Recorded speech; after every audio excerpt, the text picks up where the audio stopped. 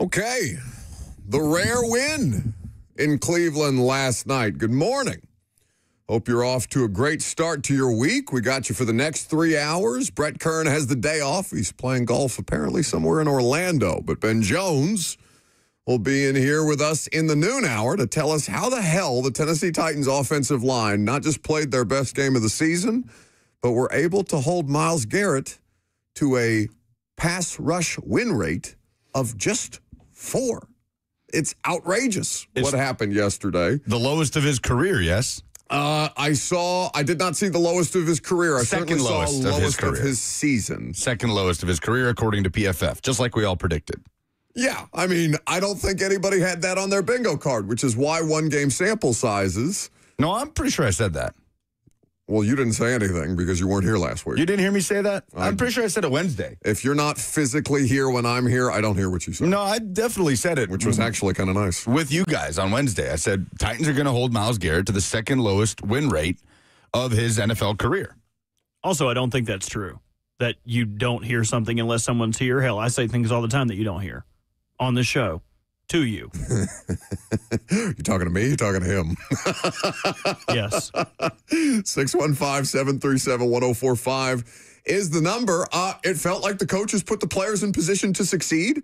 Is that too far afield for me to say? It's one of the first times all season that I feel like I could say it. Whoa, that kind of feels like a slur at this point. Like, or the offensive coaches. How about that? Next you're going to say that they played complimentary football. By God, I think they did. It was weird.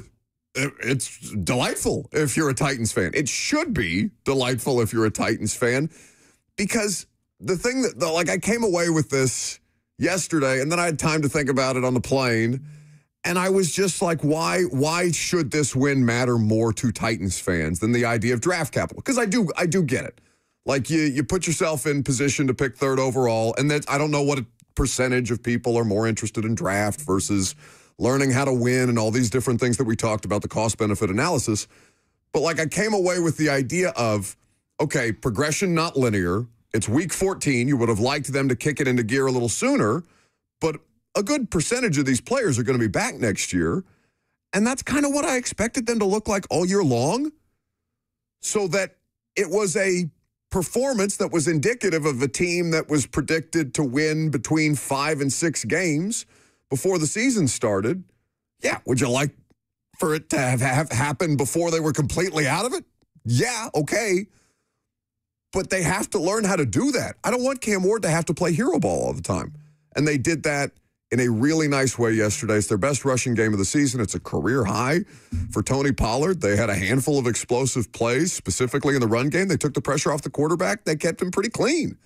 That's as good as you could ask for. They have to have that at some point in time. You can't just lose and expect to microwave the results through the draft. That winning component, or that learning how to win component that you may just shrug off because you're not really sure what it means versus a draft pick that's a little more concrete, that does matter for the players who are going to come onto this roster next year, and that can be welcomed into a culture that is at least trying to build on something. That physicality that Cam Ward talked about a couple of weeks ago, Lucas, that's what they showed yesterday. It's about damn time.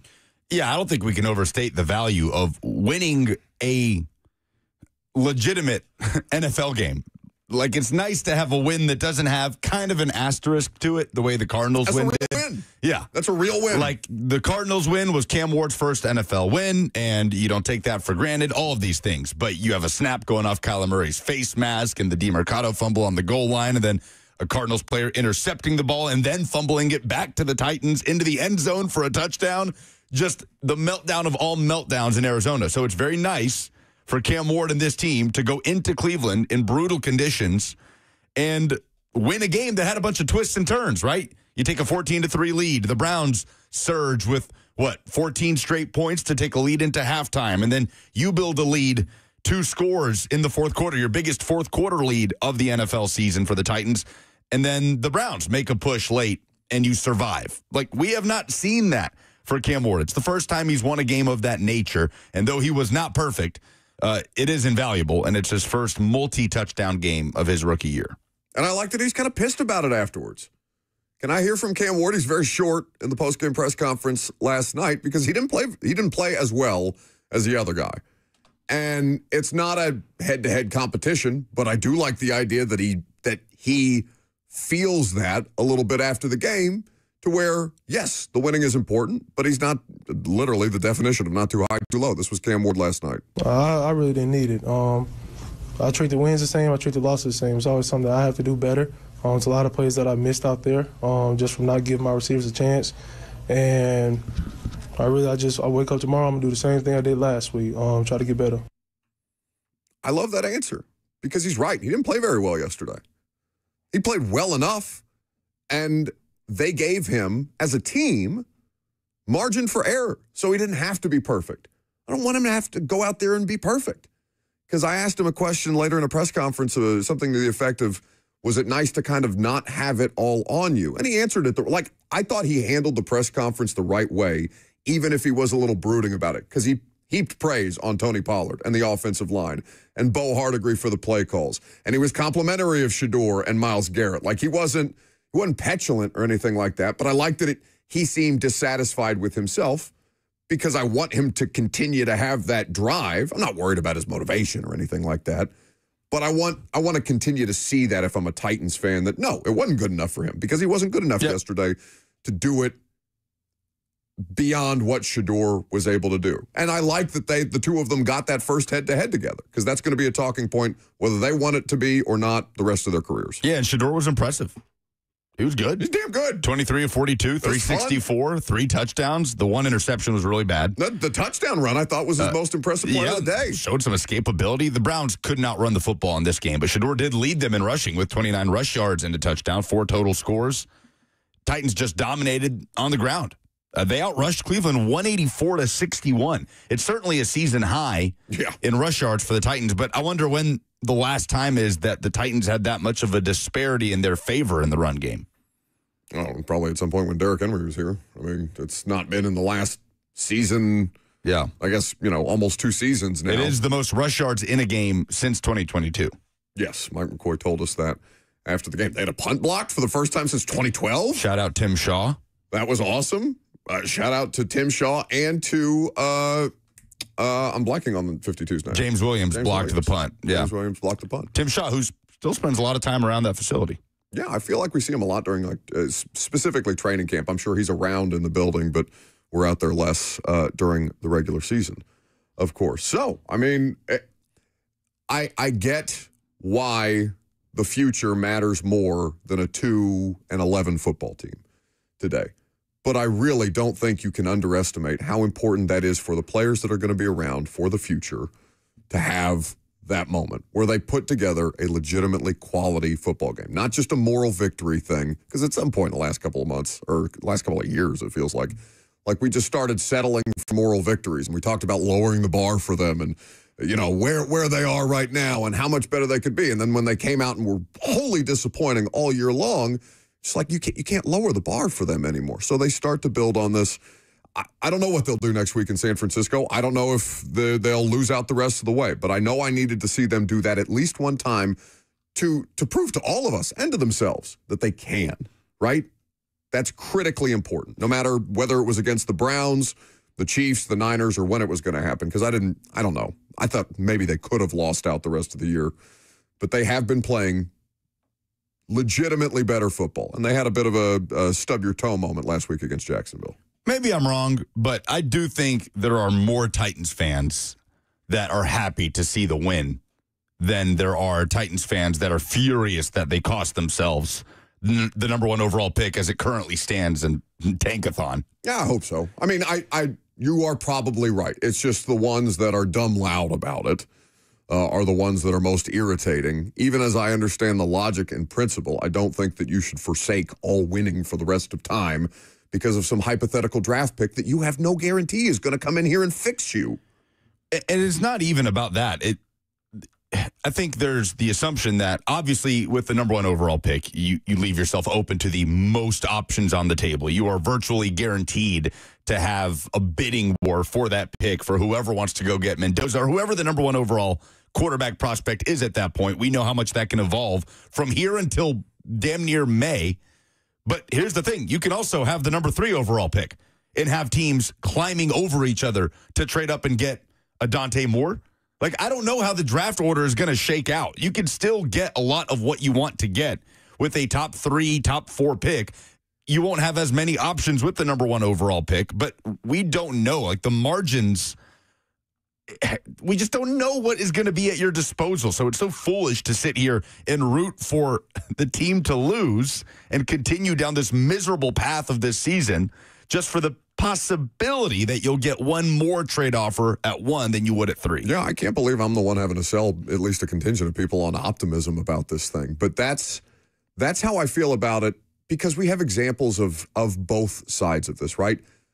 Did the Patriots win at the end of last season against the Bills hurt their ability to put together an 11-win football season so far, right? That was the whole thing. The Titans got the number 1 pick, not just because they were awful, but because Joe Milton went out there and beat the Bills. And it played the Patriots out of the number 1 overall pick. Did that completely inhibit them? No, and what they have in common, turning their franchise around? Of course not. Yeah, they have something in common with the Titans in that regard, is that they already have the quarterback. Right. That they're going to build around. That's the thing. Like, you guys, it doesn't have to be the worst thing humanly possible for you to get the best case scenario. Don't operate in extremes there. Again, it's funny coming from me, but you understand my point. 615-737-1045 is the number. We'll take your phone calls on the Titans' 31-29 win in Cleveland yesterday. We'll also talk more about the game itself and how the hell it was that they kept Myles Garrett down the way that they did. The literal unthinkable. I'm Buck Rising. It's 104.5 The Zone.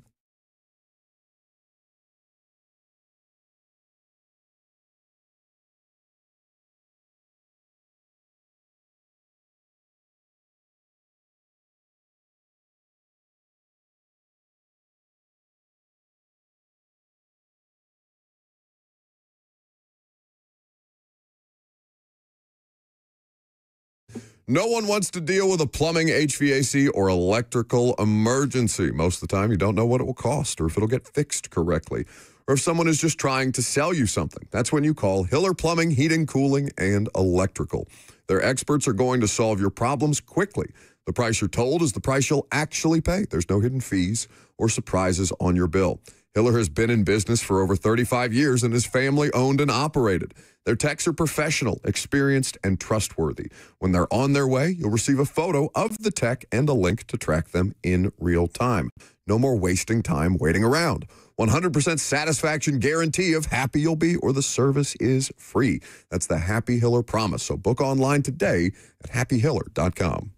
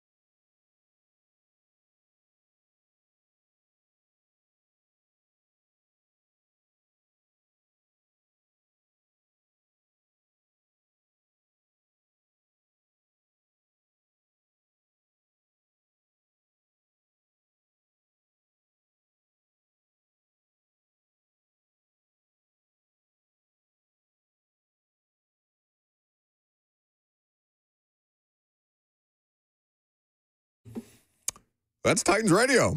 Oh, it's so nice to hear happy Coach Mack again. Explosive plays. Who'd have thought? 31-29, the Titans over the Browns. That was a play in the first quarter, 65 yards for Tony Pollard, a career day for Tony Pollard, and a season high for the Titans as far as their rushing total. Their previous high was 113 in Indianapolis earlier this year, but you understood that I think the biggest play that they'd had prior to the Pollard 65-yard run was a Tajay Spears play. I can't remember if it was 40, 41, somewhere in their ballpark, but that was in that Indy game. So Titans get explosives. Titans get contributions from the ground game. Titans get a good offensive line day. So they broke the previous season high in rushing by halftime. Yes. They had 121 at the break. Pretty good. 615-737-1045 is the number if you would like to call in. What was your reaction to the win? Are you somebody who is disappointed because you are scared that they're hurting their margins for the number one overall pick? Their percentage chance did go down yesterday. Or are you, I think, are all three of us on the same page about that?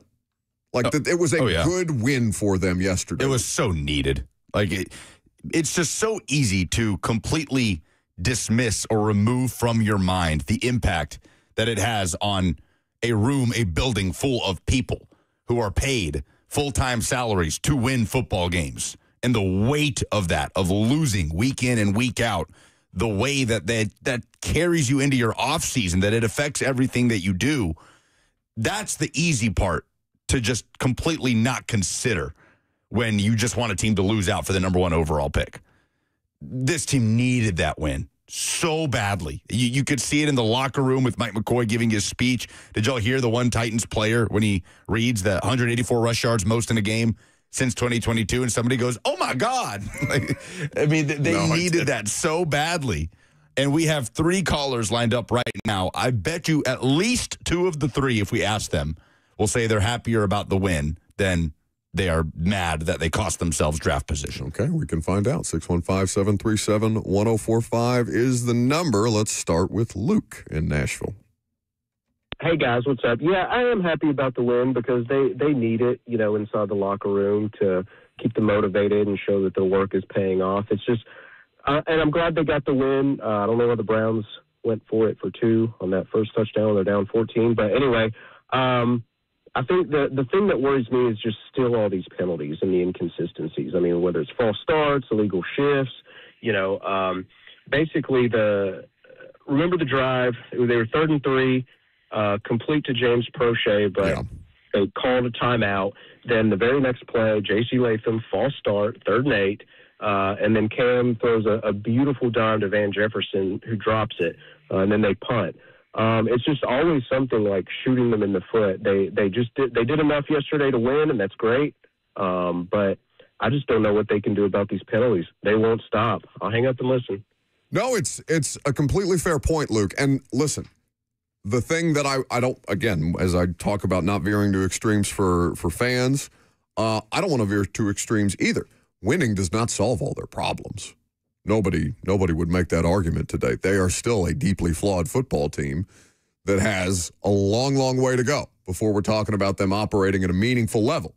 But yesterday was the first example that we saw of anything close to that, right? Like, they have looked like a minor league football team almost the entire season, save the last couple of weeks. And you were truly beginning to question, like, okay, how much further away are they than we thought that they should be coming into this season? So, no, I'm not saying that they can just absolve all the wrong that they do by winning yesterday in a game that they ended up letting close, right? It felt threatening at the end with Shedeur Sanders. But as far as the penalties go, they had 11 for 85 yesterday. Yeah, it's not going to be a successful way to operate. You had a couple of brain fart moments from the Browns. Both quarterbacks had turnovers, and the Titans were actually able to get other better efforts on offense than just turning into a one-dimensional team that can't rely on its ground game whatsoever. What's weird is how the penalties stacked up in the second half. Do you know how many of their 11 penalties came after halftime? I don't. 10. Oh, really? 10. Oh, my God. They had one penalty in the first half. So the way that stacked up was interesting. The third quarter was a bit of a slog, right? There were no points. There was really no action in the third quarter until very late with the Tony Pollard touchdown run that I believe was set up by the Xavier Woods interception and the run back that gave the Titans the football inside the 35-yard line. But all of those penalties in the second half, the Van Jefferson drop. That's bad. Might have been Cam's best throw of the day. Well, and I don't know what you do. I mean, that like Van Jefferson is he's playing meaningful snaps for you right now. And he's in the most professional sense possible because he is a genuinely, have you ever talked to Van Jefferson?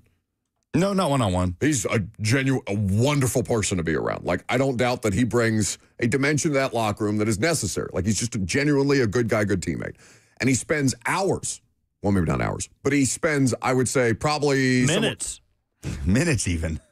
30 minutes on a jugs machine every day. Yeah. He's out there longer than everybody else on the practice field because he's working on the jugs. Because he remembers that drop in Atlanta on a really well-thrown Cam Ward ball in the preseason that we all crushed him for. And he's still, he's just not going to make plays like that routinely. You need better playmakers. You need better skill guys. That is something that you can theoretically solve through the draft. You're not there yet. Think of anything in life that people, even just hobbies, that people want to get better at. Like outside of work, if people want to take up cooking or kids riding a bike, right? Something that you want to learn to do and get better at, whether it's something professional or personal or what have you. You need to see progress, right? Like how instrumental is the progress to even give you that will to keep pushing forward, right? That wind behind your sails. If you want to learn how to cook and you're just terrible at it, and then finally you hit and you make that one carbonara where you don't scramble the eggs, it feels great. It feels fantastic. And you want to keep going. You want to do it more. Look at his face talking about carbonara. And it's a lot easier to get up to do it again, right? Now think about yesterday. Cam Ward threw 2 touchdown passes. Chimere Dike made some plays, didn't rack up the special teams yardage, but made some pivotal special teams plays. Huge opening kickoff return to set up the first scoring possession on an opening drive in a game for them this season. They're the only team in the sport that hadn't done it. Yeah, 41-yard return to set it up. He also recovered the onside kick at the end of the game to really seal it for the Titans. Alec Iomanner had a touchdown catch. Chim also had a touchdown catch. Marcus Harris had a forced fumble, the Dylan Sampson fumble that led to a touchdown. The Titans scored 10 points off turnovers, the fumble being a big part of that. The rookies drove this forward yesterday, and they got to see it pay off in a locker room celebration. So I just don't think you can overstate how important that is for guys that are not just learning how to game plan and how to recover and prepare in this league, but learning how to win is a very real thing. And it's not just important for them. It's important for Peter Skoronski, who has not played much winning football since he arrived here, right? It's important for Dan Moore, who is absolutely... Or before that. Yeah, well, Northwestern, man. Dude will take any win he can get. He answered a question about that earlier in the season. It was something about the Titans losing. He's like, yeah, I've not been on many winning football teams. I wonder what his high school teams were like. I hope Peter Skoronski won games in high school. I hope so, because he hasn't done much of it since then. But anyway, Dan Moore is for sure going to be your left tackle next year. Like, it's good for Dan Moore and the offensive line to have the kind of performance. Not about Cushenberry and Latham. There were some penalties. There was the false start that you didn't love. The illegal man downfield, I will, grant a pass after the fact. Any penalty on J.C. Latham, I think, is going to be polarizing. But then the context after the fact, watching it back on a kind of a screwed up RPO situation where he just gets too far downfield when he's expecting to be in a situation where that's okay and it doesn't get cleanly executed. There's nuance that's required there. The thing about it is that Myles Garrett did not make a huge impact in that football game yesterday, and they needed to show that they could do that against somebody in the league because they've just been getting ragdolled for weeks after weeks after week by not Myles Garrett. 615-737-1045 is the number if you would like to jump in. David in Mount Juliet. Hey, good morning, guys. Good morning. Thanks for taking my call. You know, if you've ever played any kind of athletic sports before, there's nothing worse than losing. So I just applaud them. And how was that ride home? I bet it was a whole lot better flight home yesterday. Don't y'all think so? One would imagine. And they don't have to deal with us today. They don't have to come into the facility for as much. They don't do much winning, so they've spent damn near every Monday at the facility doing, almost game exit interviews with us after the fact. But it's just a better situation all around. You don't want this to be a miserable place to work. By far the best performance of the season for the offensive line. By far. Oh, yeah. It's not even an argument. Yeah. With Corey Levin at center. They have run the ball better with Levin than... it's 2 games that Lloyd Cushenberry's been out and Corey Levin's been the starting center, but they look like a better offensive line unit. Someone in the chat said Oli Udoh owns Myles Garrett. We should start that campaign. Make the T-shirts. Myles will get... I still feel confident about Myles Garrett breaking that sack record. It's just crazy that it didn't happen. Not even that it didn't happen yesterday, is that the Titans played Myles Garrett so well yesterday. Don is in Gallatin. How you doing, fellas? Good.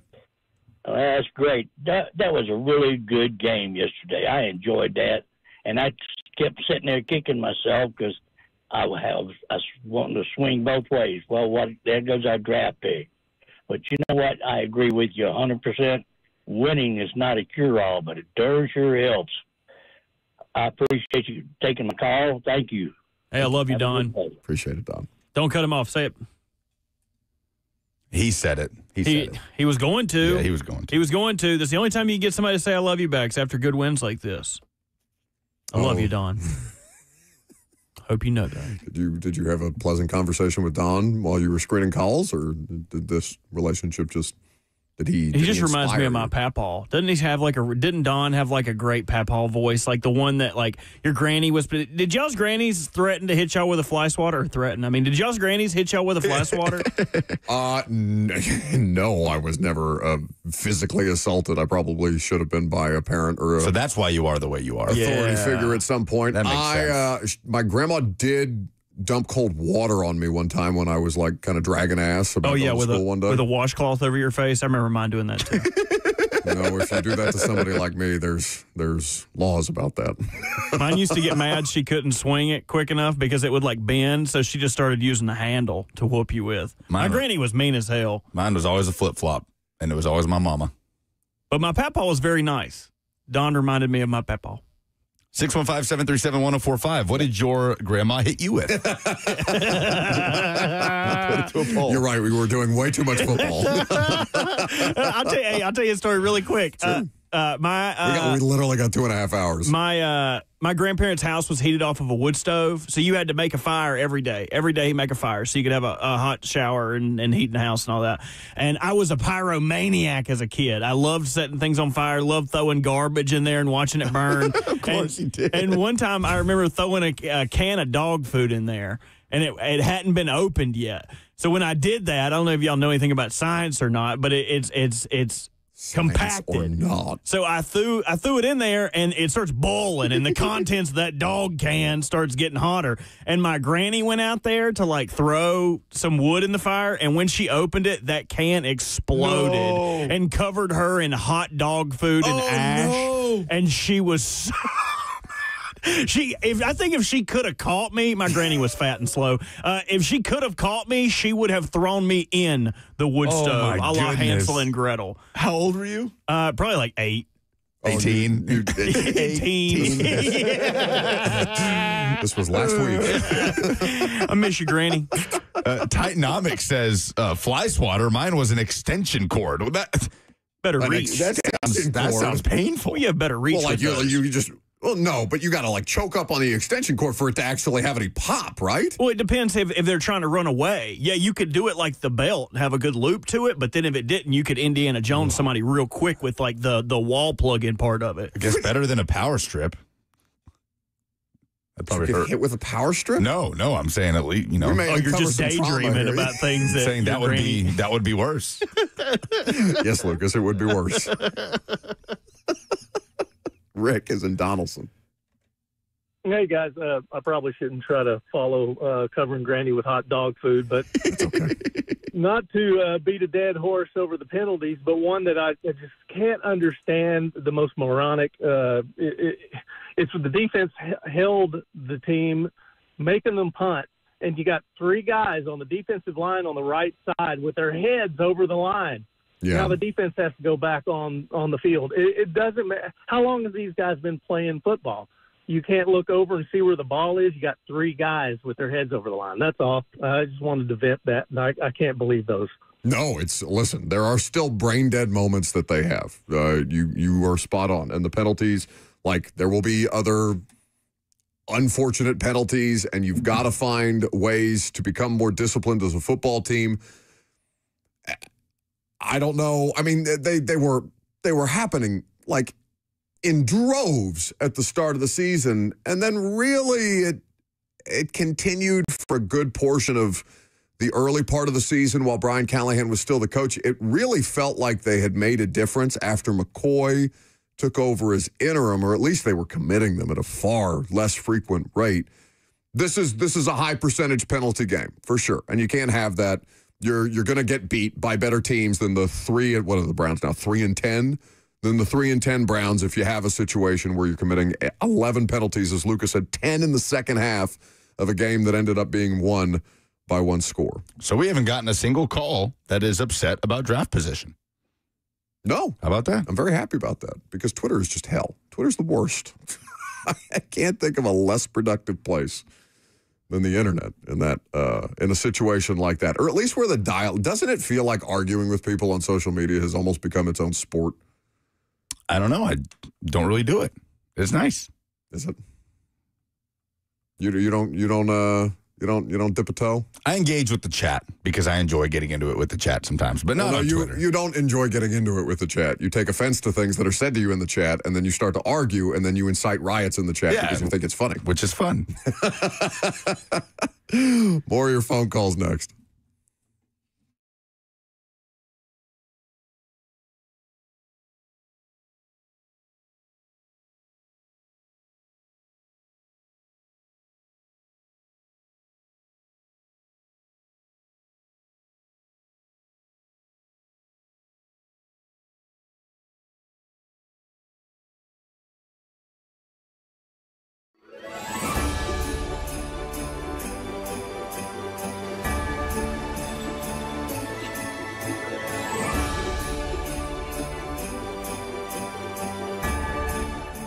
Everybody come join us on Tuesday, December 9th at Nissan Stadium. It is our 18th annual Toy Field, where we gather toys for underprivileged children. I couldn't imagine if I woke up in the morning on Christmas and my kids were there like expecting something and there was nothing. So going out and buying the toy or finding a scarf or something cozy for an elderly person, just to me is just, it's a way of giving back for all the good things that we've been given. It's a wonderful thing to see how Nashville comes together to support each other. And we know this has been a tough year for a lot of people, so this is going to be even more of a special time for us to come together as a community and support each other during the holiday seasons. When giving a gift fills you with more joy than getting a gift, then you begin to understand the joys of Toy Field, which is a wonderful event put on by Cumulus Media. So join us on December 9th. That's a Tuesday at Nissan Stadium. We will be there, and we can't wait to see you and all the toys that you bring.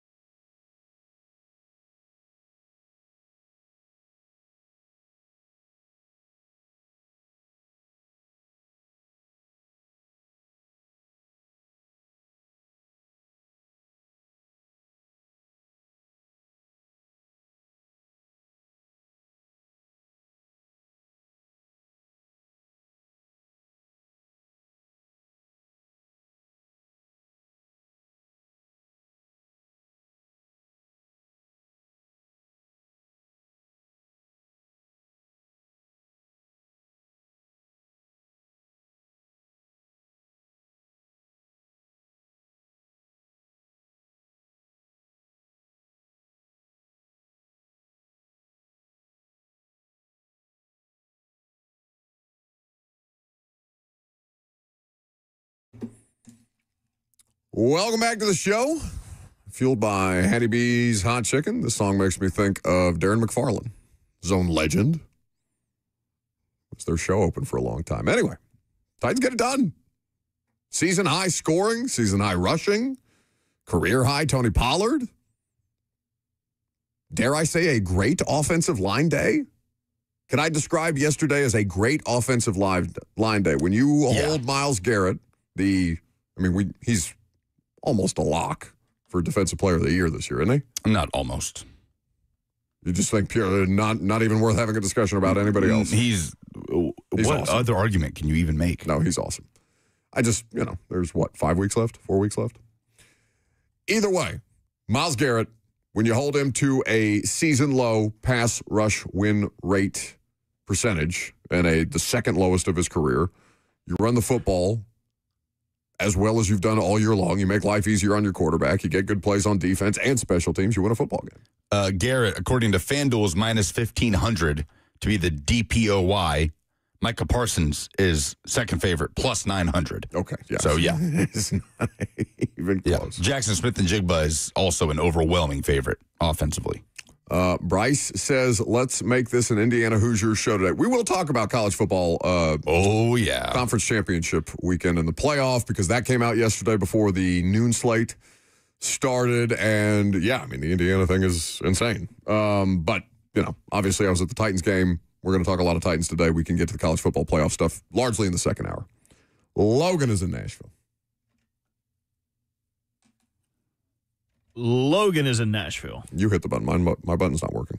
Go ahead, Logan. Can you guys hear me? I can now. Awesome. Perfect. I just wanted to talk about the end of the game with the two-point conversions. And I know the first one, you go for it and you get it, and it puts you in position to be able to kick the field goal, assuming that you score again and win the game outright. But I don't have a problem with them going for two times in a row, the Browns. But the second two-point conversion, just the play call that they had for that seems so terrible. And I know they've been getting, thrashed in media for that, but it kind of turns me off to the idea of getting Stefanski if he were to come available. And I just wanted to hear you guys' thoughts on that. I'm not a fan of the try to go for two twice thing when you're down 14. I just kick the extra points, man. I don't know. I guess it doesn't necessarily, have a ton of influence for the Browns, who have 3 wins on the season. And I know it worked for the Titans a couple years ago in that crazy comeback win against Miami. But that is one of the analytical new sort of layers to the game that we've seen in recent years that I'm like, nah, I'm not up for that one. Well, it doesn't guarantee success if your play is bad.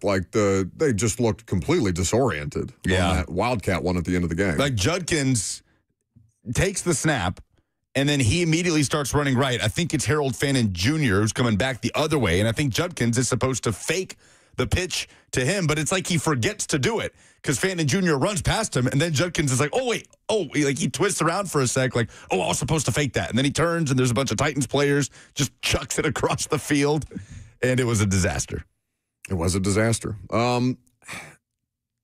We were talking about this before the show started, and we kind of had a segment blocked out to talk about Stefanski tomorrow because there's a lot of different stuff, and he's getting at least some coverage. I don't know if I'm sure, Lucas, when you were filling in with Ramon last week, that you guys talked about Jeremy Fowler's information on Kevin Stefanski.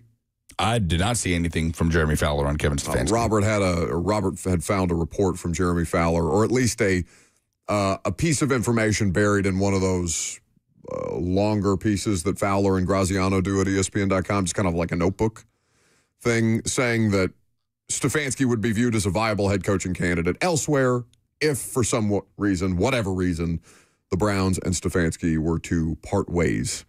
Browns fans do not like their coach. They are very vocal about how much they dislike the Kevin Stefanski experience. People in the press box yesterday, I don't know if they were Browns media, Browns employees, I don't know, but there were vocal people in the press box yesterday on those two-point conversions, yelling loud enough for everybody else to hear about Stefanski and his play-calling decisions. But, Robert, you said something that was apt before the show started, talking about fans who are displeased with their coaches.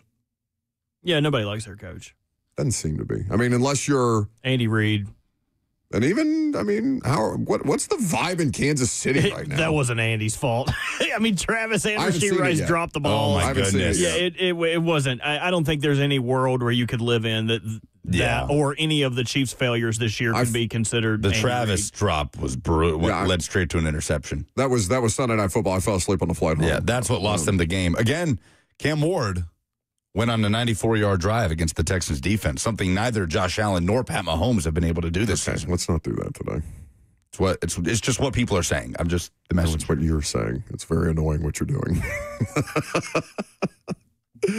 At some point, the draft pick thing. Okay, so let's talk about the draft pick thing, because while I understand the interest in it, I may disagree with the logic about why it is more important to lose a football game for the purposes of a draft pick. But just to update you on things, they dropped from first by a pretty decisive margin to now, if the season were to end today, and it doesn't, the Titans would be picking third.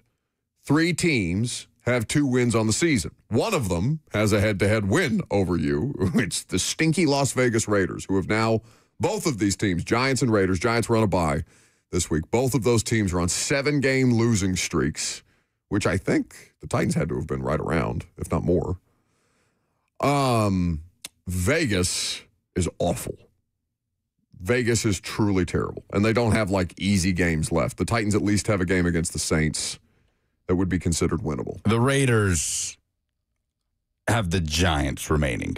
Otherwise, they will lose out. They have Eagles, Texans, Giants at home, and then Chiefs to finish out the season. Was that what you were going to bring up, Robert? Yeah, that's one of the benefits of, at least if you say you lose out the rest of the season, they have to play each other. So if you lose out, the worst you could do is the second overall pick. It's where you would move back into the top 2. There are 8 teams that feasibly could land the number 1 overall pick. Yeah, a lot of stinky teams. 8 teams with 3 wins or less at this point in the season is nuts. I mean, it's not. Is it as bad as it was last year? Last year was almost as lopsided. Now this year the intrigue is more that teams like Baltimore and Kansas City are under 500 at this point in the season and fighting for their playoff lives, which kind of throws a more compelling wrinkle into the conversation.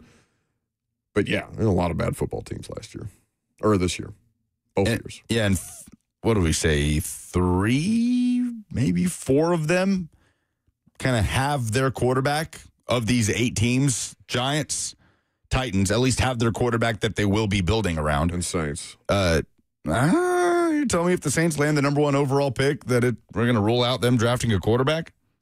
I think he's been fine. Sure. Chuck was great yesterday. Yeah. He was good yesterday? Yeah, he was very good. Okay, but I don't know that it's like this lock that the Saints are committed to building around Tyler Shuck. I mean, you'd rather chance it with him. I mean, I know it didn't turn out in the Titans' favor, but it's kind of like a Will Levis proposition. Sure. Second round pick at a premium position. If you can get away with it, try to. And then the Commanders, obviously, around Jaden Daniels. And then if you're a Browns fan, are you sitting here thinking, all right, Shedeur, here we go? He was good yesterday. He was. And again, he was better than Dylan Gabriel's been at any point. He is better than Dylan Gabriel has been for them. He was the better quarterback on the field yesterday. He did not have to play Myles Garrett in the Browns defense, but he was appreciably better than Cam yesterday. And I love that Cam can use that as motivation. Like, that can be a positive result, even if you wanted Cam to look like the better player, without question against Shedeur yesterday. Reggie is in Nashville next. Hey, what's happening? Can you guys hear me? Yep. Yeah. What you were talking about there at the end, the difference between Cam and Shedeur, and I think Cam Ward has flashed. I think he's looked like a rookie, but his potential has shown. But I wonder what he would have looked like if he only had 3 weeks to prepare for that game. And Shedeur Sanders was projected as being, one of the top quarterbacks. And I think Mel Kiper said he was the most NFL-ready quarterback in the draft. and he's proven it. You know, he's proven it. Don't know what's going on and why he failed. But obviously, this guy on the field yesterday was not a fifth-round draft pick with 3 weeks to prepare for the game. And that's about all I have to say. Thank you. Thank you for the call. I guess he can spend the rest of his career trying to prove that the NFL got it wrong on Shedeur. With 3 weeks to prepare for the game? He's talking about like 3 weeks to prepare for the NFL game. Like him doing basically what every other backup quarterback does. You go in spot duty. You may not be ready. You haven't taken like the reps. getting to sit back and, okay. Yeah. Not starting immediately. Yes, Robert. I thought his name was Reggie, not Joe Cena. Was she doing it again yesterday? Oh, I saw one way too long tweet that I sent you guys. If you don't know, just to reset, because the audience may not follow this as religiously as we do, Josina Anderson, is she just an independent reporter now? She's not doing any other stuff for CBS anymore. She was at ESPN for a long time. Anyway, NFL insider for a long time, Josina Anderson. But she has taken to social media very frequently to have these almost, I don't even think they're almost overcorrections. They're just overcorrection defenses at every turn of all things Shedeur Sanders. And yesterday, I guess she was tweeting through it. Yeah, and for what it's worth... Should we do the thing where I make you read one again and you get progressively angrier as you read it? Maybe later in the show. I don't have it pulled up in front of me. But it's also worth noting that a lot of insiders do this, where agents will say something to them. Jordan Schultz is also very bad about doing this. Like, oh, I'm reminded of when this offseason when so-and-so player did this. But I think it's exasperating because she has been doing this for him without any cause, without any like... Why are you going so hard for this dude? It just doesn't make any sense. It's just getting to a point where it's almost just like, it's just getting weirdly personal. I'm like, okay, we get it. He has that. The dynamic, we were talking about this on Fox on Saturday. The dynamic is a very different one. I don't think we're necessarily equipped to diagnose why people get or have such strong emotions about Shedeur Sanders specifically, because it's just one of those things, again, where I don't think you're gonna change anybody's minds, or you can present a sound and reasonable argument and still somebody will just throw their hands up in the air and Cam Newton will get on television and say, no, Kevin Stefanski is actively undermining him. Like, it's just things that don't make actual sense, that for whatever reason there's a good percentage of the population that believes it. I have one if you'd like me to read it. A Josina tweet? Yeah, I'll try to make this quick. I know we're up against a break. Make my way. I want a Pop-Tart. We'll get one moment, Lucas. Just sit in your chair and do your job. Some of us have been saying it. We said it today, and we'll keep on saying it. From a football perspective, Shedeur Sanders is the better quarterback. Stop debating. That's done. I'm glad after 1 year of someone's career, you can say that I'm sorry, I'm sidetracking. Three games. Going back to end quote.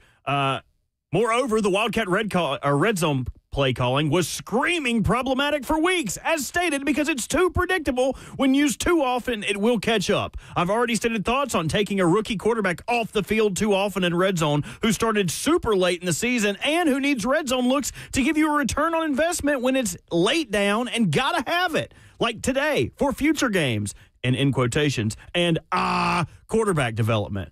But the end of the Titan game decision today may have Haslam thinking on his toes much quicker than he'd prefer. Stunningly ridiculous.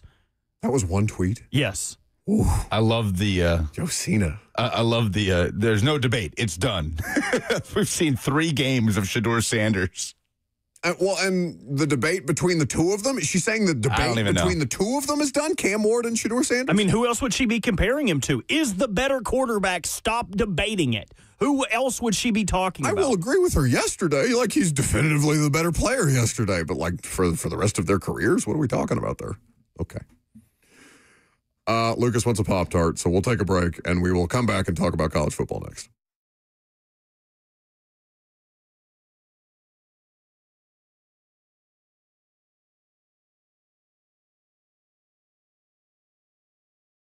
I'll be home for Christmas. You can count on me. I'll be home for Christmas,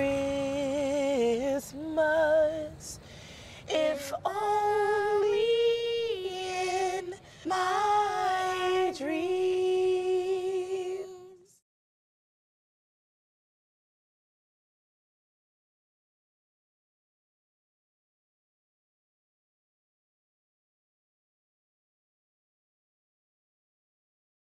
Selling your home can be stressful, but it doesn't have to be. Get a guaranteed offer from Mark Spain Real Estate. There are no showings, no open houses, no stress. Work with the #1 real estate team in the U.S. and close with confidence. Go to markspain.com today.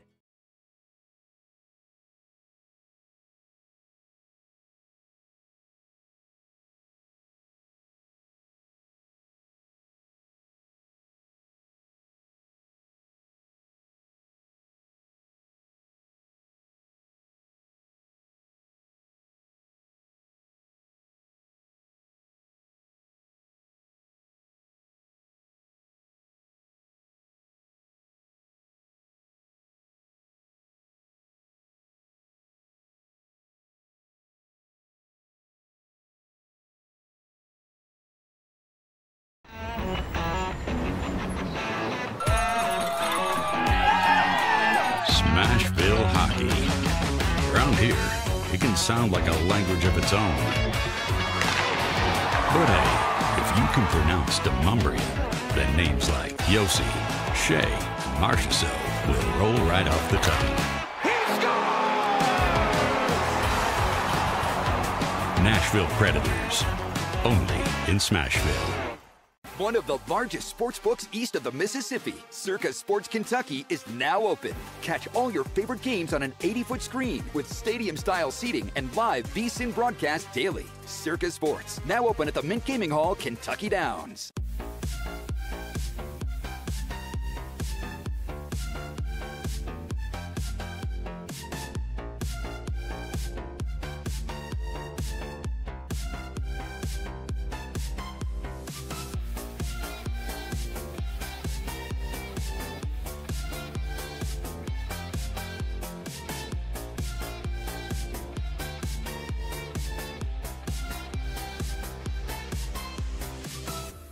My dad and I used to golf together all the time, but when he hurt his back, it was over. To have your son want to spend time with you is amazing. That's why my chronic back pain has been so heartbreaking. Surgery, fused bones, long recovery. No way, not for me. A friend recommended stem cells, so I gave Kellum Stem Cell Institute a call. I'm glad you're out on the course. Yeah, it's really good. Call the Kellum Stem Cell Institute today. Swing still looks just okay, though. Work, it's what we do, part of who we are. There is joy in work. And no matter what size your business is, the dedicated commercial team at Two Rivers Ford will find the work trucks and vans that keep your business moving. And Two Rivers is the only dealer that offers a 90-day free fleet management program that can help you save money on every single mile. The Commercial Vehicle Center at Two Rivers Ford. We work for you.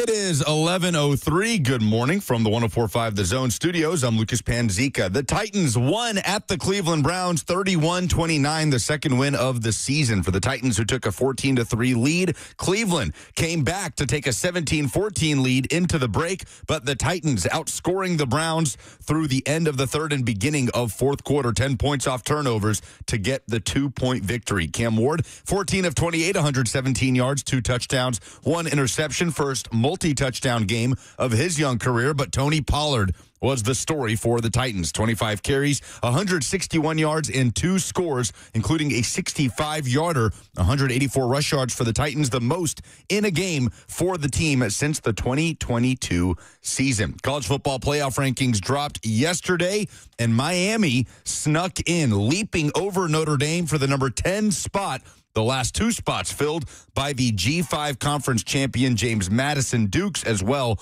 as Tulane as they sneak in. Notre Dame on the outside looking in. Monday Night Football tonight, the Chargers and the Eagles, 2 8-4 teams looking to stay afloat in the playoff picture. Justin Herbert has been officially listed as questionable with a hand injury. He is expected to play tonight against the Eagles. 7:15 the kick. You can hear the Westwood One call right here on The Zone. For all your foundation repairs and waterproofing needs, visit USSTN.com. Breaking news at once on your home for the Titans and Vols. This is 104.5 The Zone.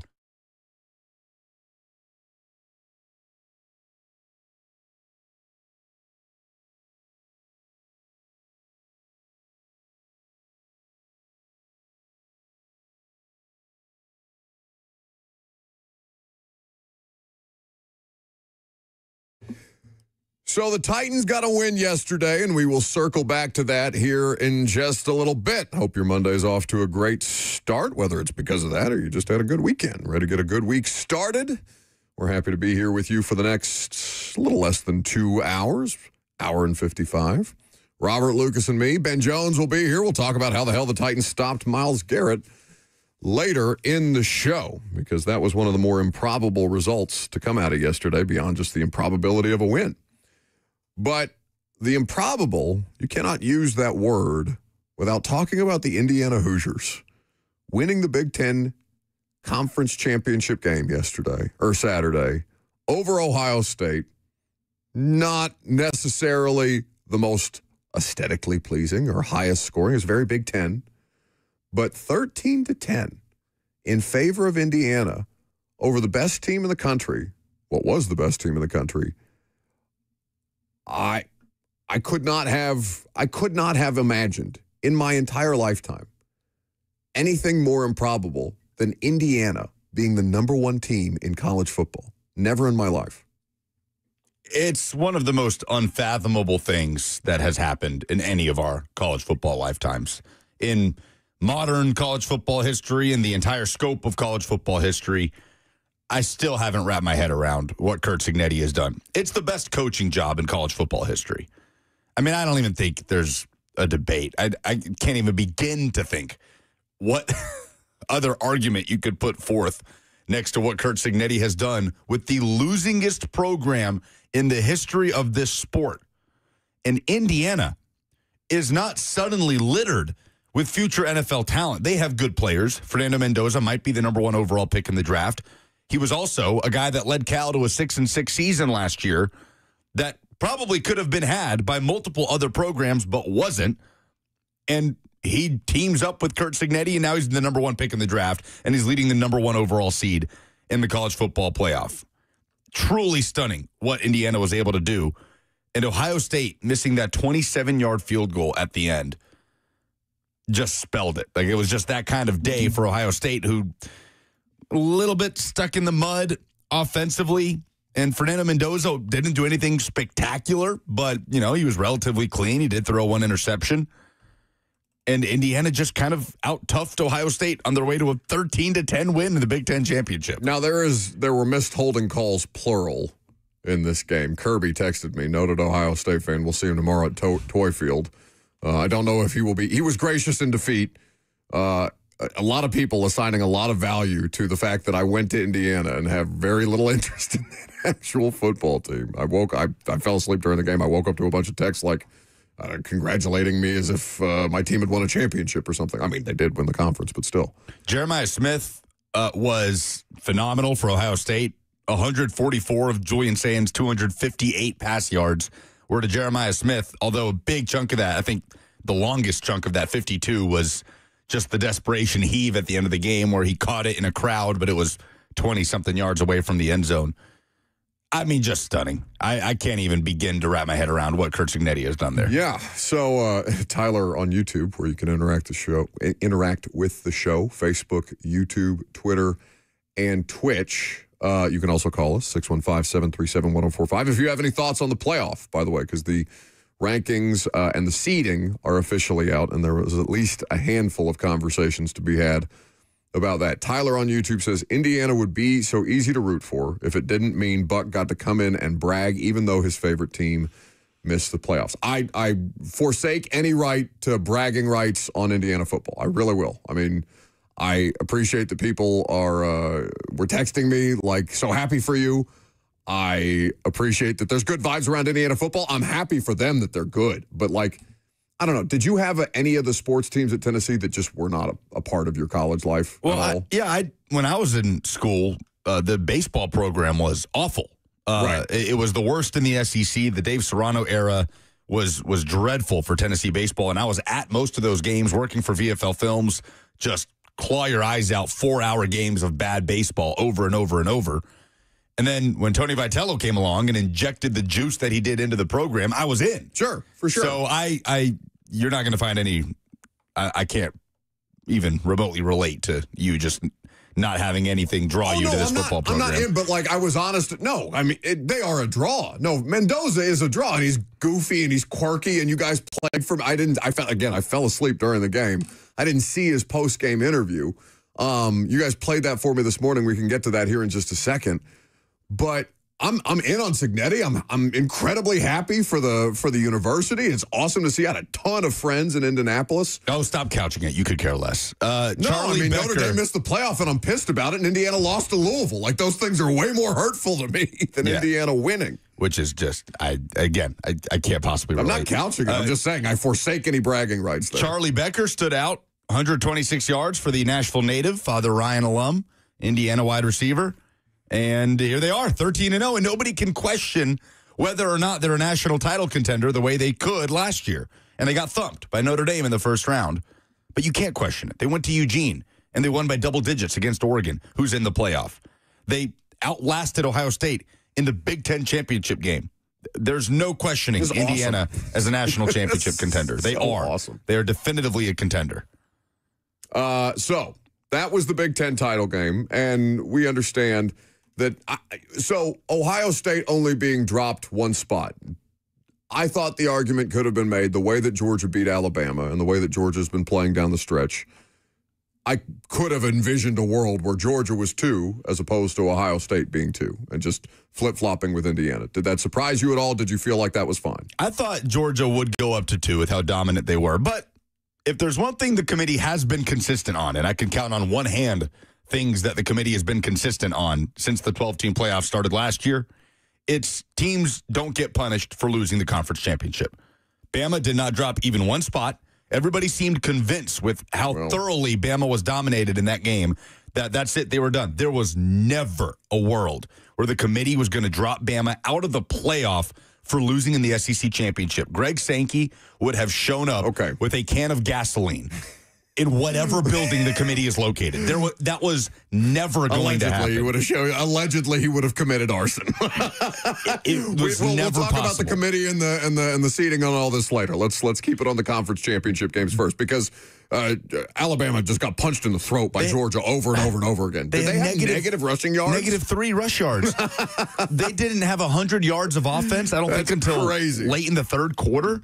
Pure domination. You should be punished for that. We're going to talk about this damn committee in a minute. But the regression of Ty Simpson and just this team generally over the back half of the season is a concerning thing for Bama fans. Ty was not clean in this game. The one interception he did throw was dreadful.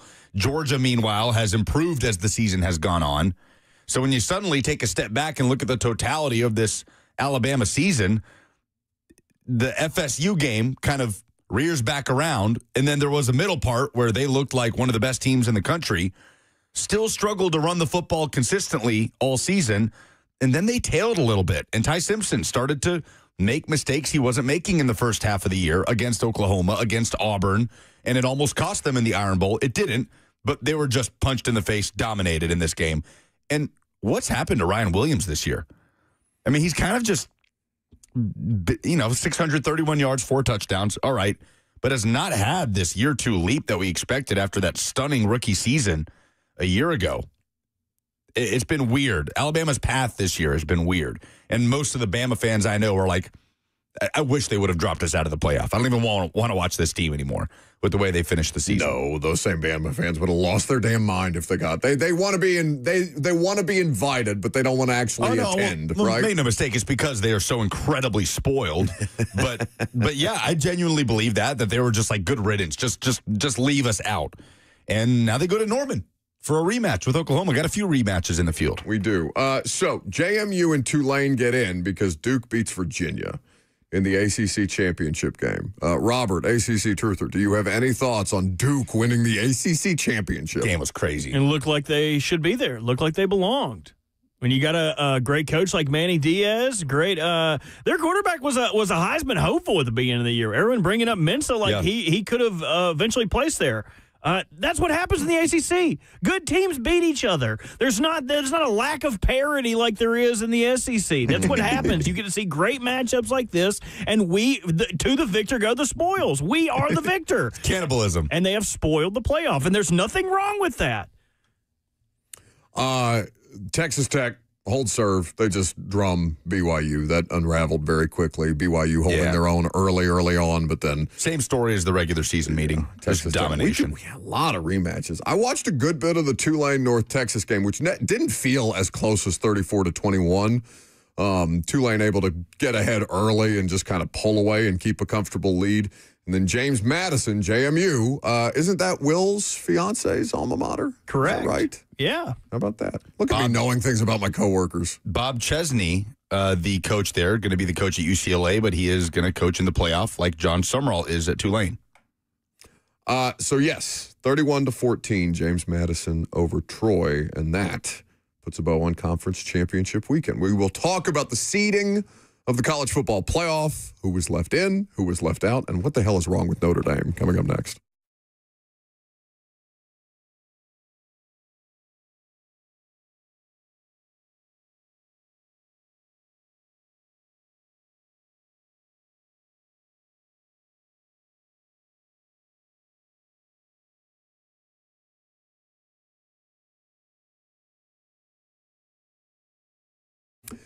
Erectile dysfunction can wreck your confidence. It can impact your relationship, your mental health, and even your sense of identity. But the good news is there's real help. Since 2014, the Tennessee Men's Clinic has helped thousands of guys get back to feeling like themselves. These aren't cookie-cutter treatments. The Tennessee Men's Clinic is urology-based and staffed with multiple licensed providers who specialize in men's sexual health. Whether you're dealing with mild or moderate ED, performance issues, or even conditions like Peyronie's disease, their medical team will work with you to create a plan that gets results. And forget waiting around. They have in-house labs so you get your blood work results in minutes, not days. Too many guys rely on pills that don't work or come with nasty side effects. There are better treatments, and sometimes it's a combination of those things that finally unlock the results that you've been missing. If you felt the sting of performance issues recently, call the Tennessee Men's Clinic today. Your initial appointment is only $99 and includes a full medical consultation, blood work, and if medically advised, a test dose right there in the office. 615-208-9090. That's 615-208-9090 or book easily online at TennesseeMen'sClinic.com.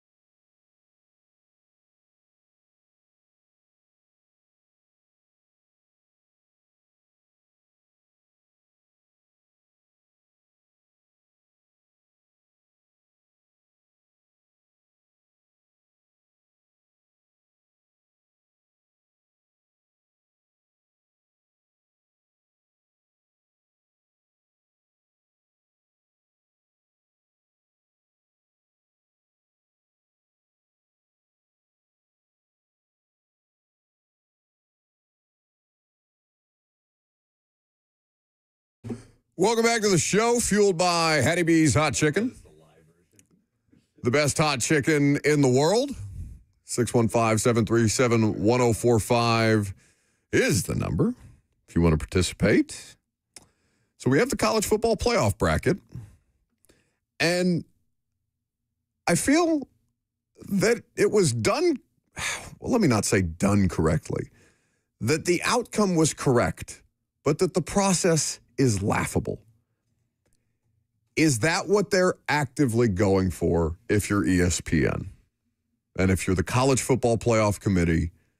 And am I so cynical that this is just a product designed, that it's a college football version of First Take, a more organic college football version of First Take, where they're just trying to incite arguments among fan bases and create conversation? Because I cannot, for the life of me, understand the actual logic that's being presented to me on a week-in, week-out basis, or what's being posed as logic. Less First Take, more Love is Blind. And the committee is on one side of the wall, and these teams are on the other, where we're like, do you even see? Are you watching any of the games, or are you just ranking them based on who sounds better? And I think this team's better than that team based on this random cherry-picked metric. And week to week, when we get these explanations, it's impossible not to contradict yourself somewhere along the way. College football is weird because it's all under one big umbrella, yet still it feels like the sport is being played at so many different levels, right? So many different versions of the sport. James Madison does not play the same sport as Texas Tech or Alabama or Notre Dame, and yet we all lump them into the same conversation. So there's always going to be these contradictory statements, and Hunter Yurachek or whoever's in that chair crisscrossing and tongue-twisting their words to piss off somebody. It's going to happen.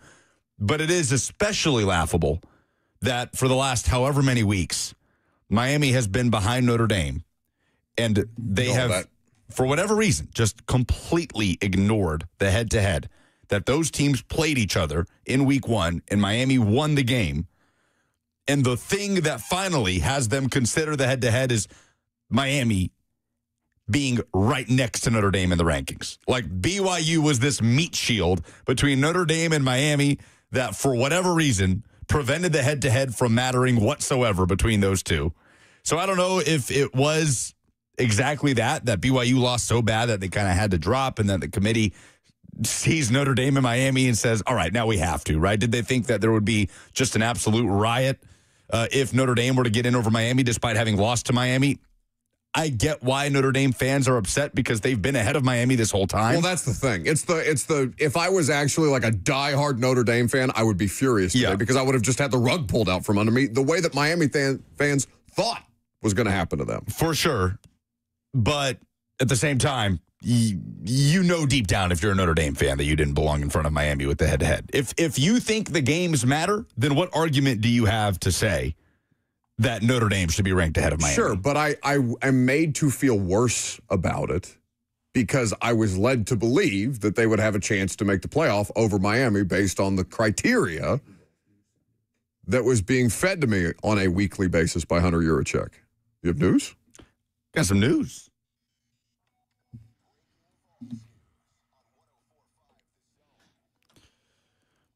Austin Price of VolQuest.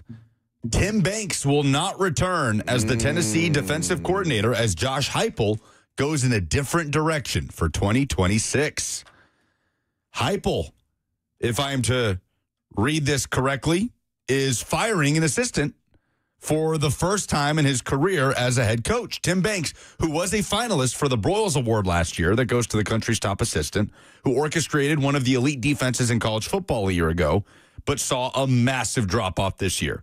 Bottom 3 in scoring defense from being one of the best in that department. I mean, just go across the board, whatever metric you want. Tennessee was plagued by injuries defensively. Obviously, they were down their top 2 corners for pretty much the whole year, but it does not erase a lot of the fundamental issues this defense had. The drop-off was substantial and concerning, and Heupel does the thing that everybody kind of questioned whether or not he would do this offseason. How do you feel? I feel like it's the right move. I feel like it's probably run its course. I'm surprised. So what changed for you between one of the best defenses in college football, one of the primary reasons they're in the college football playoff, And this year, when you could very easily point to the attrition that the injuries caused for them on defense and say, well, yeah, but what if? Yeah, but there were too many just basic, fundamental problems that, regardless of who's on the field, were concerning. Okay. Like the tackling, just the straight up, the tackling was dreadful all season. Poor angles, all of these things. The defensive line was not nearly as good. It was not as deep. I think there have been questions about the rotation, the way that they deploy their defensive linemen. And Rodney Garner is in charge of that group. It's hard to question anything he does, and I think any Tennessee fan will hope that they can keep him. His contract is up. But this just kind of felt like, okay, this has sort of run its course. And sometimes, like, I don't know how to sit and assign blame for everything that went wrong with Tennessee's defense. And maybe it's not all on Tim Banks. But sometimes someone just has to fall on the sword. And this feels like that's what's happening here for Tennessee football. And now they go on and try to find somebody else to come in and lead that defense. But big pivot point for Josh Heupel, and I know Vols fans will rejoice today. It's crazy. He's never fired anyone before. Yeah, it is. And there's some level of redeeming quality to that. But is this an indication, as some people in the chat, I think Vanderbilt fans, at least a few, one or two, are pointing out that Josh Heupel needs somebody to fall on the sword? Because that would indicate at least some level of pressure. Oh, sure. Of course there's pressure going into next year. No, No it's question. one of the most highly pressurized jobs in all of college athletics. I wouldn't say that job comes without pressure in any circumstance, but like legit pressure. Like, yeah. Are we starting a conversation about, all right, Josh, what are we doing here? A little bit. It's year 5. You have the best recruiting class that you have had under Heupel coming in next year. So, okay, but how do you build on this season with a quarterback situation that is expected to be a little more stable from point A to point B, point A being right now, as opposed to last year, where in between point A and point B, the start of the season, there was this crazy drama with Nico, and you bring in Joey Aguilar and try to hit the ground running, which you did. But I can't ignore the fact that the offense took a huge leap back to where we kind of were accustomed to them being in 2022 under Josh Heupel, and the defense had this massive regression. That part of it is frustrating for Tennessee fans. That last year, the offense lagged. There wasn't a lot of rhythm in the passing game. They were able to lean on the defense, but then fast forward to this year, and you get that offense back, but the defense is what falls off a cliff. So it's like, how do we get that all at once? How do you get that complementary football across the board in one season? So this will be interesting as it pertains to his staff, too, and if any other changes come under Tim Banks. Food.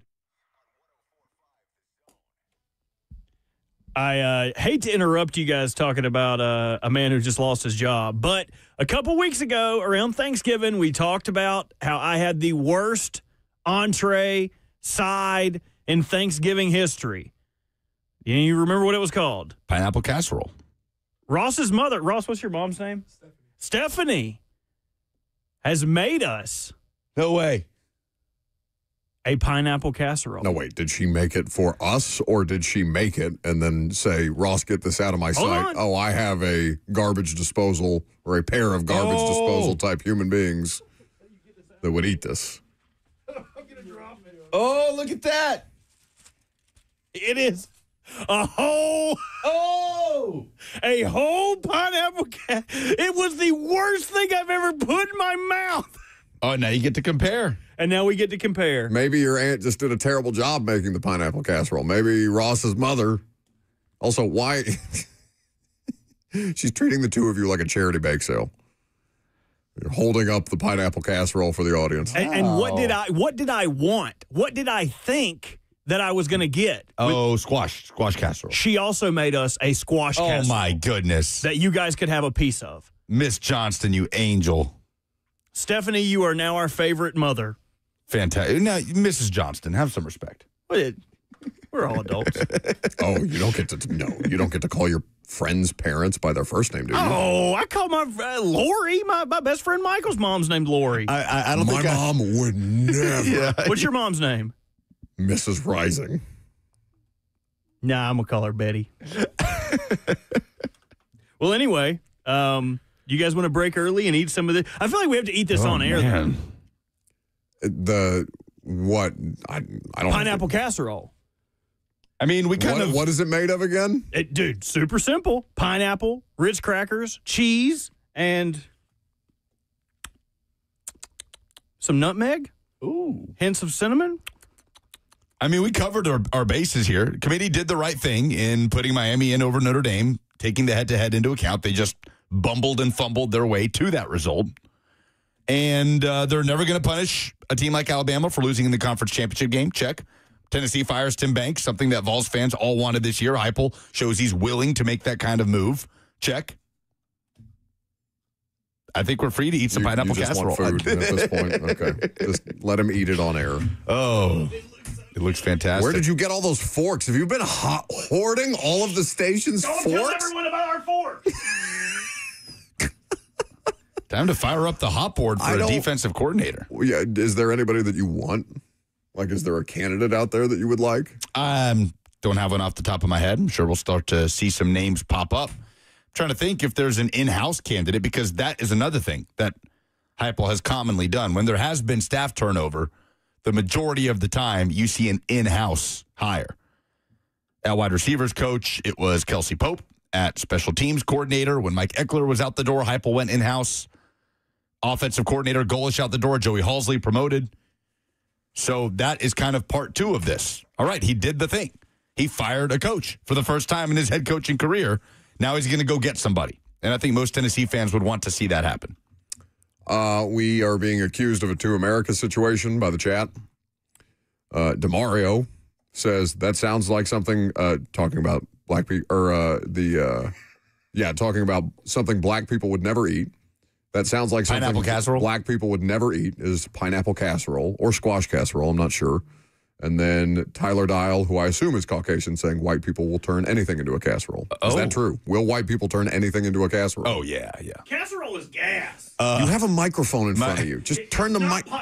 You don't know how these things work. I don't. My parents have told me when... just in here screaming at me. When my parents had me, and we're just... thank you. Oh, beautiful. When I was born in the mid-'90s and my parents hadn't even been in America for 8 years and were just a couple with a baby living in West Nashville, neighbors came and brought casseroles because they just had a baby. And it was a big congratulatory thing, which was very nice, and they were appreciative. But they said they were all like just soupy, like broccoli and I don't cheese. want that. It's okay. You have to try No, it. I don't. It would be rude to Mrs. Johnston. That's what you called her. It's pineapple and cheese? Yes, you have to try it. No, I think I'm okay on that. No, you have to try it. Ross thinks because his mom made us a casserole that will allow us to, or let him speak on the show, which I haven't decided whether I'm going to do or not. I think I'm in control of that at the current moment. Theoretically, on the F&M Bank chat says Gerard Mayo.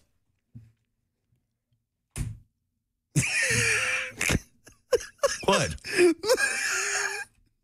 The way you just list through your buddy Jay's YouTube handle, said Gerard Mayo, took a bite of pineapple casserole, and then looked at me wide-eyed, hoping that I would talk so that you can keep eating. What do you think? All right, you tried it? VFL? No, I mean... Future Tennessee defensive coordinator? Do you want him?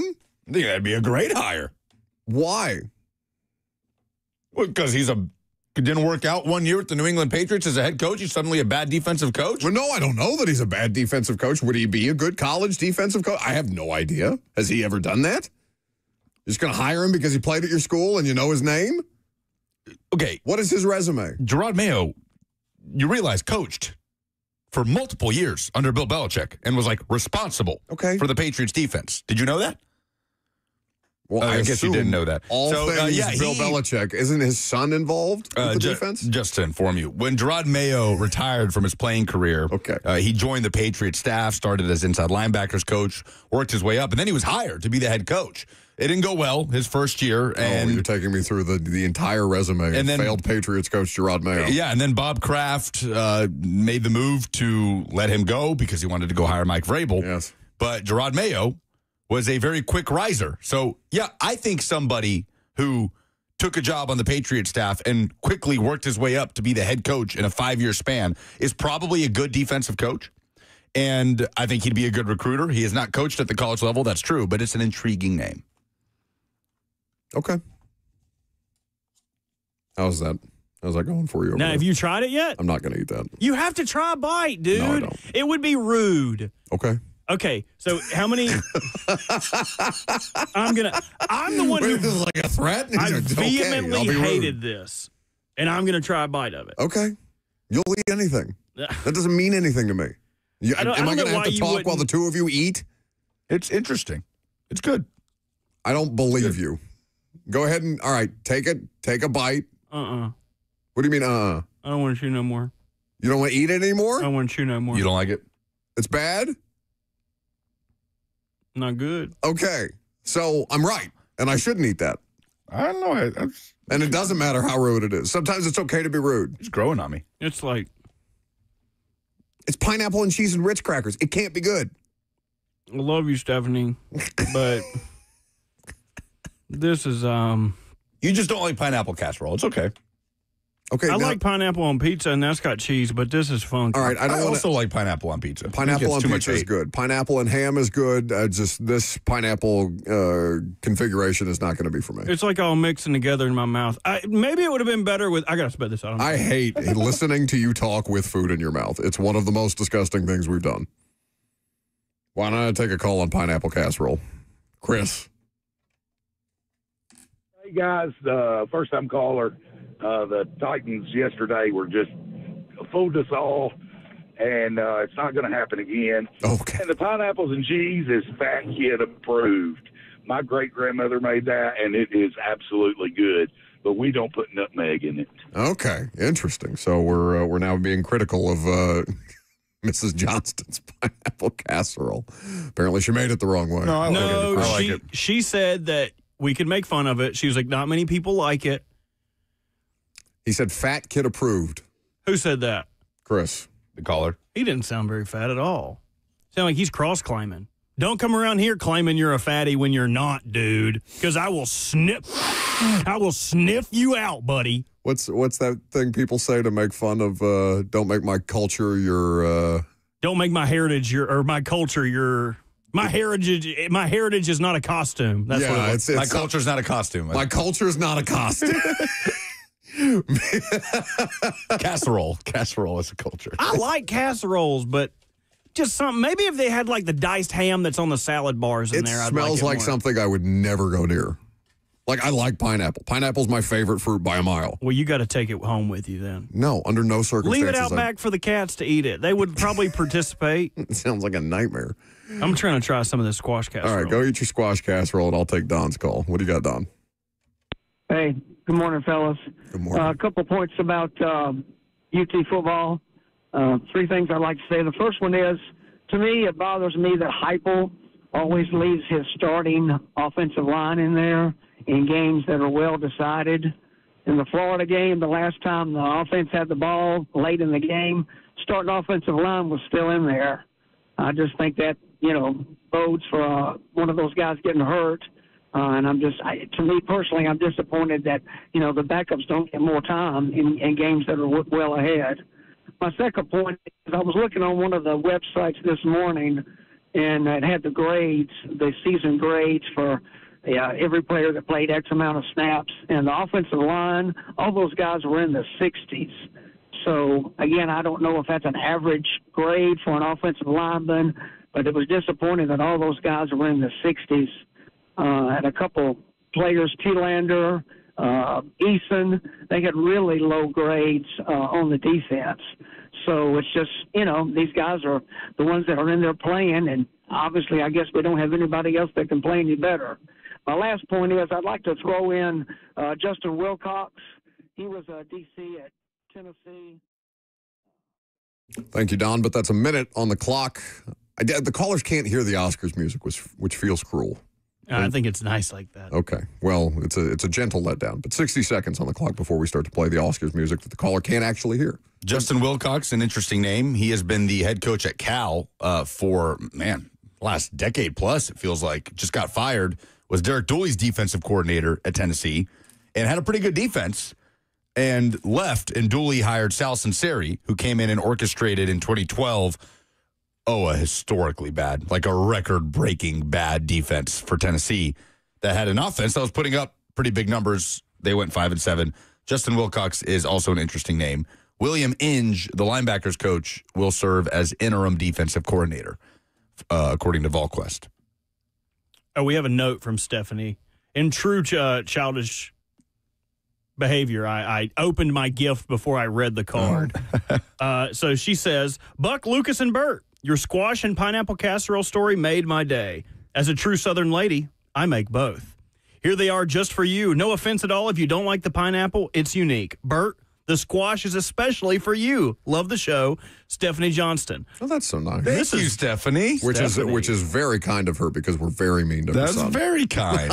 Is there a Mr. Johnston? True Southern lady. Get you someone who can do both. Before you start flirting with Ross's mother, why don't you try the squash casserole and decide if that's something you want to actively pursue before we wreck your future nuptials and your engagement to Cheyenne. We have to hear it, though. Yeah, no. You have to hear me eating it? I don't want to hear. Why don't we figure this out during the commercial break? I'm Buck Rising. It's 104.5 The Zone.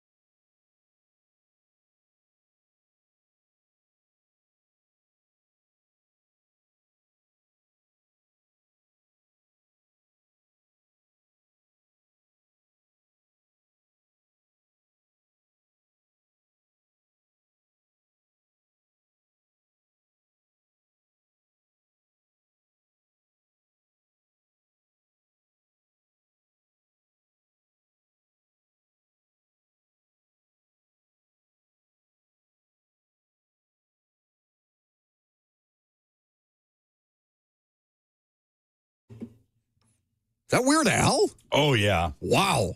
What's your favorite Weird Al song? Do you have a favorite? Oh, man. Of course. Running with Scissors is an unparalleled album. Oh, Amish Paradise was always my number one. It's Amish a banger. White and Nerdy was a classic because that came out when I was like in middle school. White and Nerdy, I think I watched the music video of that on YouTube probably 2 million times. Any of the classics, like Eat It for Beat It, any of the Michael Jackson songs. I'll Sue Ya was pretty high up there for me. That was good. What's the... I got On Jeopardy, baby. He just has. If you're bored today riding home and we are not on the air and no one else is on the air at the Zone, you should pull up a Weird Al. You've already exhausted your podcast inventory. At 6:01 p.m., you're allowed to play Like a Surgeon by Weird Al on your way home. Like a Surgeon is great. I don't know. I haven't heard any of the. I've heard Amish Paradise. I've heard what was the other one for the Chameleonaire song? Chameleonaire. Oh yeah, I know exactly what you're talking about. He literally just said it. Dadgummit. You don't know who the parody song is? Oh, no, I can't remember. White and Nerdy is Chameleonaire because that's Riding. Oh, Riding Dirty. That's right. Dirty is Riding Chameleonaire. It was my ringtone for a period of time. Riding Dirty or White and Nerdy was? It probably should have been White and Nerdy. Oh, man, remember the Star Wars song he did for the American Pie song a long, long time ago in a galaxy far away. It's like a 9-minute song. I would go to a Weird Al concert in a heartbeat. I would love you went to Tenacious go. D, right? Tenacious D was awesome. Tenacious D is like the highest evolution of that. Weird Al was at the Ryman recently. Didn't I try to convince you to go to the song or to that show with me? And you were like, Weird Al, what does he play? Who likes polka music? No, that was me. Yeah, I would have absolutely gone to that show with you. I would not have gone. Donnie is in Springfield. He wants to talk about a football game. They won a football game yesterday. We haven't talked about it for about an hour. Yes, we actually won a football game yesterday. Hooray, team. You sure did. You know what? And it looked good, too. It looked like a team that got out there and played team ball. Yes, I would agree. It's the first time they've done that all season. But, well, the one thing the one thing detrimental to it was the coach. You know, honestly, man, that draft pick is such a big thing because Jeff Simmons needs some more help. DeAndre Sweat's not there. I mean, we've traded away such big names and have not put back big and guys with that really potential. So if we don't do that, fellas, we got a 5 and we might win 5 games next year, maybe. It depends on how we draft. Well, you're spot on, Donnie. I appreciate the call. Sweat is still there. Sweat is playing. Sweat is currently playing for the Titans. But, I mean, yeah, they need more help. Go team. Yeah, is that what you were? Hooray. Hooray team is awesome. We need to bring that back. Hooray team? Yes. Hooray. We don't say, I actually have a drop for that. To wrap a bow on the Weird Al put a bow conversation. You know, wrap a bow, put a bow. I'm going to give you an elbow. June 13th in Manchester, Tennessee. On Saturday. He's playing Bonnaroo. Weird Al will be at Bonnaroo. You looked at the lineup with disgust and you said, I know 2 of these acts. I don't want to go. It's like the Family Guy skit where it was like Chad Chadskin or Chad Chatty. Like, I don't know who. Teddy Swims is not Chad Chatty or whatever. Okay, Teddy Swims is one of the top people. That's correct. Okay. Kesha. So on Saturday, it's Rufus De La Soul, Teddy Swims, and The Neighborhood. Here are some other people performing.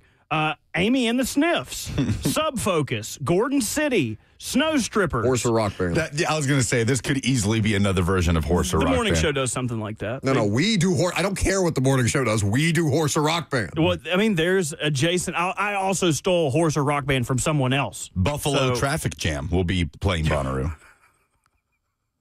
Sergeant Lewis, where everyone will have to stand up and salute. Japanese Breakfast. The Alchemy of Pop. Allie and AJ. Japanese Breakfast. Allie and AJ. Remember Allie and AJ, the 2 sisters on Nickelodeon? Yes. No. Cheyenne went to go see them at the Ryman, and there's a poster in our bathroom. Are they making a comeback? We 5? No.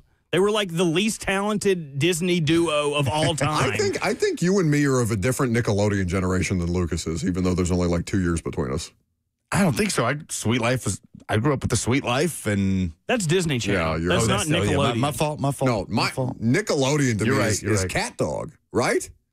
I didn't really watch Cat Dog. Oh, there's a funny one on here. Drake and Josh was Nickelodeon. Son Holo, which is just Han Solo. I've heard of Son. I think it's like a DJ or something. Shut up! You've never heard of Son Holo? It's a beat boop. It's one of the beat boops. Do you want to go? No. Okay. I would go for Weird Al, but He's not even on the poster. Yeah, he's like in the top right. He's kind of buried up there. They're like, oh, by the way, Weird Al's gonna be here. Dude, he's the biggest act at everybody. No. Yeah, Weird Al is bigger than Skrillex. No. Yes. Who has okay, we'll do this. Who has more bangers? Who has more bangers? We did this between Bad Bunny and who were we arguing? Who were you arguing? We did it Shakira? it was Shakira and Kid Rock. Oh, we that's asked right. Robert who has was furious. more bangers between Shakira and He Kid actually Rock. got upset at me by the end of that This segment. doesn't make any sense. It's Shakira. No, it's not. Does Skrillex have a biopic where Harry Potter plays him? Yeah, I need to watch that movie. It is pretty good. Pretty good. Skrillex, yeah, get out of here with Skrillex. I mean, Skrillex, that's okay. The Beat Boops have just as much international juice as Bad Bunny or Shakira. No. What you have just said is one of the dumbest things I've ever heard in my life. I look him up on Spotify. To say Bad Spotify Bunny is streams. like literally the most streamed artist on planet Earth this year. To say Skrillex I'm not has as saying much Skrillex juice. specifically. I'm saying the genre that you describe as Beat Boops, which is EDM, is just as big. But not bigger than not Weird Al. bigger. So I'm looking him up, and we can talk about this later in the show because we actually have to do things. How many monthly listeners I'm do you? fine here. How many? We'll ask Ben Jones about this. I'm Oh, sure that's that right. he could help us on both the Weird Al and the Skrillex front. Ooh, that sounded terrible. Weird Al, how many monthly listeners does he have?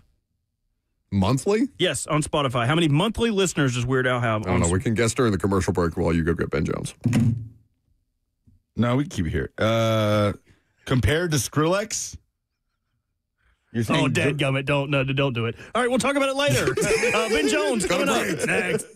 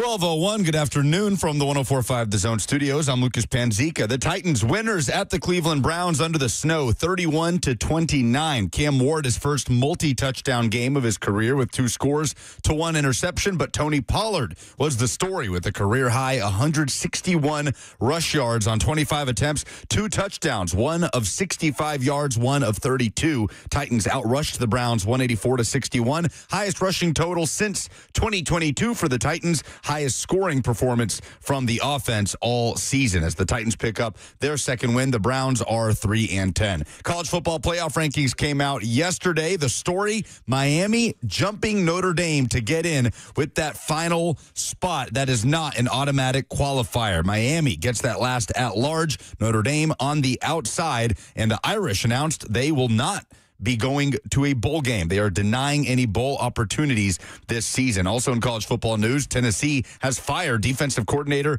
Tim Banks, who was a Broyles Award finalist last year, but the Vols defense dipped to 92nd in the country in scoring defense this season. Monday Night Football tonight, 2 8-4 teams, the Chargers and the Eagles. Justin Herbert looks like he will go as he works through a hand injury. 7:15 the kick. You can hear the Westwood One call right here on The Zone. For all your foundation repairs and waterproofing needs, visit USSTN.com. Breaking news at once on your home for the Titans and Vols. This is 104.5 The Zone.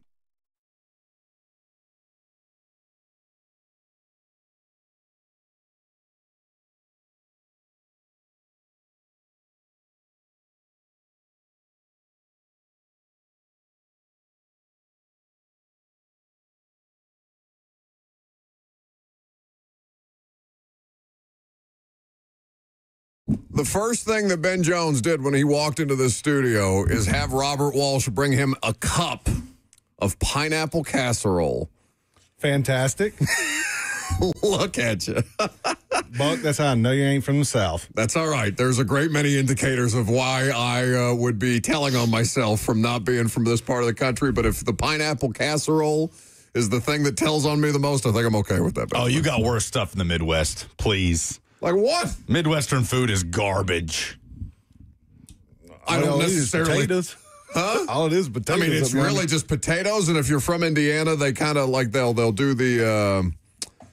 Oh my God, I'm blanking on the name of the sandwich. What's the name of the sandwich that looks like like somebody pork tenderloin sandwich that they like look like they fried a car mat or something like that and put it on a bun. There's no culture in the Midwest, you know. Well, it's just a culture of sadness and misery and cold. And 13-10 football, baby, because me and Ben, we're champions. We're champions. It's a shame that that's true. I'm surrounded by conference. You are. He doesn't get to claim Indiana football. Ben, let me claim it. It's too late. I'm pissed that Notre Dame's not in the playoff and Indiana lost to Louisville that day, so I was more salty about that than I You're was not happy about even Indiana. pissed that Notre Dame's out of the playoff. Get out of here. You could care less. I'm not happy about it. What do you think about Notre Dame saying, you know what, no, we're not going to a bowl game? You believe that? That's Notre Dame for you. That's Notre Dame people. Yeah, but I hate that they don't join a conference. They're too good for the bowl games now. That serves them right. Serves them right. Yeah, but join a conference. Be like everybody else. Get beat up on everybody and still play in all the military schools. Oh, I want to play this win right here. I'm going to play 2 hard games this year and get whooped. And they did. And that's why they're out of the playoff. And Miami is in at this point in time. Your Bulldogs just kept throat punching Alabama for 60 minutes. How did you feel about that game? Because I know you weren't that confident going in. Not at all. I don't think we've beaten them in Atlanta since Kirby got there. I think it's like 0-4 in the SEC championship. I couldn't believe that Kirby had never beaten DeBoer before that. It only had the one Twice, game. right? Yeah. Well, no, DeBoer is in year 2. Yeah, he's 0-2. He was 0-2 going into it. Yeah, 0-2 going into it. Oh, right. Yeah. Last year and the regular season game this year. So, I mean, for the way that they played start to finish, I know Alabama's not that impressive at this point, and they seem to have kind of been waning for the last month, whereas Georgia has really established themselves as one of the, and maybe it was always going to be this way, but definitively one of 4 teams that I think are capable of winning a national championship in this 12-team bracket. Yeah, we definitely got better as the year went on. Had a lot of young players playing at the beginning of the year, trying to figure out their role, replaced a lot of O-linemen, D-linemen, so getting more reps, playing against good teams, getting better each week, and that's the testament to Kirby, how they practice, how their mindset is. It's better every week. It's what are we going to do, not worrying about other people, and they're playing their best ball. This is the first time, like, being in the playoffs, we're hitting on the rise. It's usually like, hey, last year we lost Carson Beck going into the SEC championship.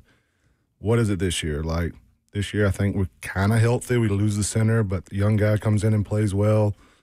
So I'm excited for this playoffs. We're playing Tulane or Ole Miss, who neither one of their coaches want to be there. So we drew the right seed.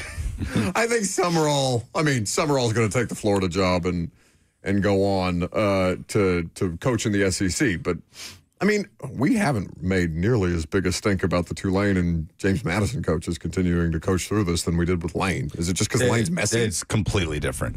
It's completely different. Tulane and JMU will be one and done in the playoff. Yep. I think it's a lot easier for them to do that as a sign of good faith to the program that they built.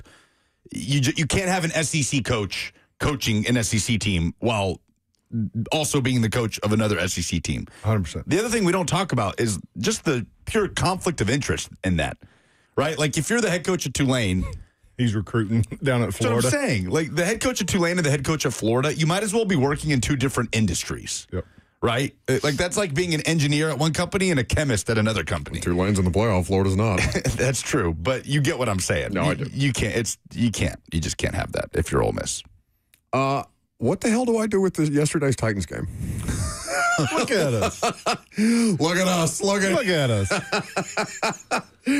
I mean, Browns are not a great football team, but that defense is quality. And the fact that just what a benefit it is to have breathing room as any one unit, right? Like, before we get into how the offensive line stopped Myles Garrett, we'll do that in the next segment because that's obviously a huge part of the way that they got this job done. But as a football team, when you know that, okay, I'm getting enough here on defense, I'm getting enough here on special teams, we just have to do enough on offense to pull our weight and we can get this job done. I mean, you were in a million of those kind of games.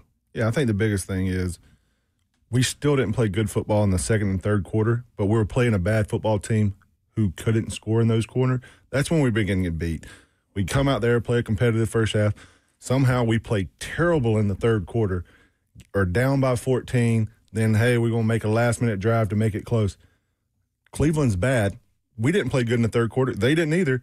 We got a lead, and we almost blew it at the end, but, hey, we figured out a way to win. We ran the ball. That's what it mattered. We ran the ball, controlled the clock. It's just such a huge – because, I mean, I remember – and I can't remember what Cam's passing stat line was at halftime. It was – he didn't hit 100 yards until into the fourth quarter for sure. He only had 117 passing on the day. Did have the 2 touchdowns and a pick. But, like, you guys would win games all the time with Tannehill throwing for 75 yards. Yeah. And controlling the game that way. And just what a benefit having a complement – not even just complementary football, balance on offense. Because it's been – I mean, Ben, they've been dropping him back 42, 45 times a game, Cam Ward, as a rookie. It's not sustainable. Yeah, it's hard to win as a rookie. You're putting too much on his plate. Yes, you want to see him progress and give him opportunities to see what he does in 2 minutes, but set him up. He wants to win. He is. You could see he was frustrated in the weeks past. You had to get him that win. Like, find a way to win, and hats off to that defense. Getting some turnovers and us turning around and taking advantage of it. And that's the biggest thing. If you're playing complimentary football right there at the end of the game, in the beginning of the game right there, we got a lead, held on to it, and find a way to win at the end. But that's what it's all about, like running the ball, control the clock, so you're not having to sit there and protect versus the monster he is, and having a game plan. Great job by the coaches. They went in there and did a game plan, and they went out there and executed it. That's the first time all year I felt like good job by the coaches. Like, truly, like, especially the offensive coaching staff. Go ahead, Lucas. And special teams coaching staff. Drawing up a blocked punt, first one since 2012. Chim's opening kickoff return sets up the opening drive for a touchdown. First time that's happened all year. To end the opening drive with 7. So it's by far the most complimentary football they've played all year. But in terms of how they approached the challenge of mitigating Myles Garrett's impact as much as possible, beyond just being able to run the football and run away from Myles Garrett, what else did you see in particular? Whether it's individual performances, in how much help they were getting, what else did you notice about how they were able to limit his impact? Yeah, they had a plan. They stuck to it. Like, going into it on 3rd and long, I'm going to put a running back there. I'm going to put a tight end there. Either I'm going to chip him If I don't chip him, quick turn around, get the ball, get that ball out of the hands. If I am going to have to hold up, you put 2 on him, you slide to him. So technically you have 3 guys blocking him. So they had a plan. Like, if we need to get rid of it, we're going to check down, we're going to chip, throw it to the back.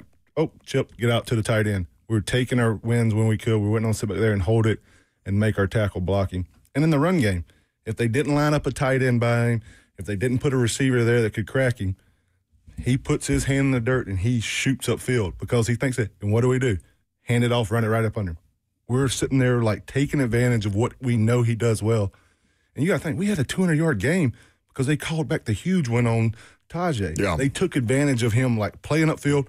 You don't even have to block him. That's the crazy thing. Like, we're going to draw up a play. We're not blocking Myles Garrett, and it works because you know what he's going to do in that situation. It's third down, I'm going to get the quarterback.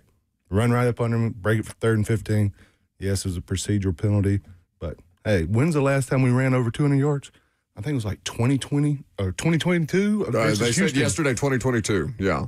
Versus Houston when we had Malik and we gave it to Derek every single play. Yeah. Did Malik throw a pass in that second half? Oh, his numbers. He had like 1 pass, and I think it was an incompletion in the second half. Yeah, that game was I think ridiculous. that it was something like that. We had 315 yards rushing. It was either Derek or zone read. Derek had a day that week. The part of this that's interesting is, it just comes down to tendencies and like why it's been so hard for the Titans coaching staff offensively to kind of figure something like this out, to have one of their best games of the season as a unit, both coaches and players against. They've played plenty of tough defenses, but there's nobody better in the sport than Myles Garrett. That they held their own against Myles Garrett and had a successful game plan too. I wouldn't say that they outright. They did beat his team, right? Maybe they just took advantage of some things. The amount of times that they were just running it at him, yes, like you're saying, that taking advantage of the way that he would over pursue upfield at points in time. And Tony Pollard just had a really nice day yesterday. He ran extremely hard. You got to give him his credit. Like, he has had some frustrating games. Like, can't get started, then you get so far behind that he's not getting any touches in the second half. So he deserves that. Like, honestly, going up there playing that in those conditions in the turf's falling apart everywhere. He still breaks 2 long ones. And that's another thing. Like, you got to give credit to those offensive linemen that's sticking it out. Like, that, it sucks. Like, you're having a long year, knowing you're going against the best. Like, you're always having to pass protect every game. Dan Moore leaving the game with a neck injury and coming back in. That's what you're showing. These guys care. Like, yes, like, fans and stuff want the first pick. Those guys are out there fighting. They want to win because they want to keep playing. They want to keep getting checks. Like, they're out there still competing. Like, we're not some easy win that a team's going to walk in and be like, oh, we're going to beat them by 30. Past 4 or 5 weeks, we have been competing. Comes down to 1 or 2 drives where we haven't came through. But finally, we put it all together, did complimentary football, and won a game. I want to ask Ben about the change that the Titans have had to make at center just because of injury coming up next. And also the idea, like, if an organization has people in it that are talking about, maybe not talking publicly about draft capital versus wins versus what the football team is trying to accomplish, how much you actually feel that effect. We'll get into that coming up next. Former Titans center Ben Jones in studio with us on Buck Rising. It's 104.5 The Zone.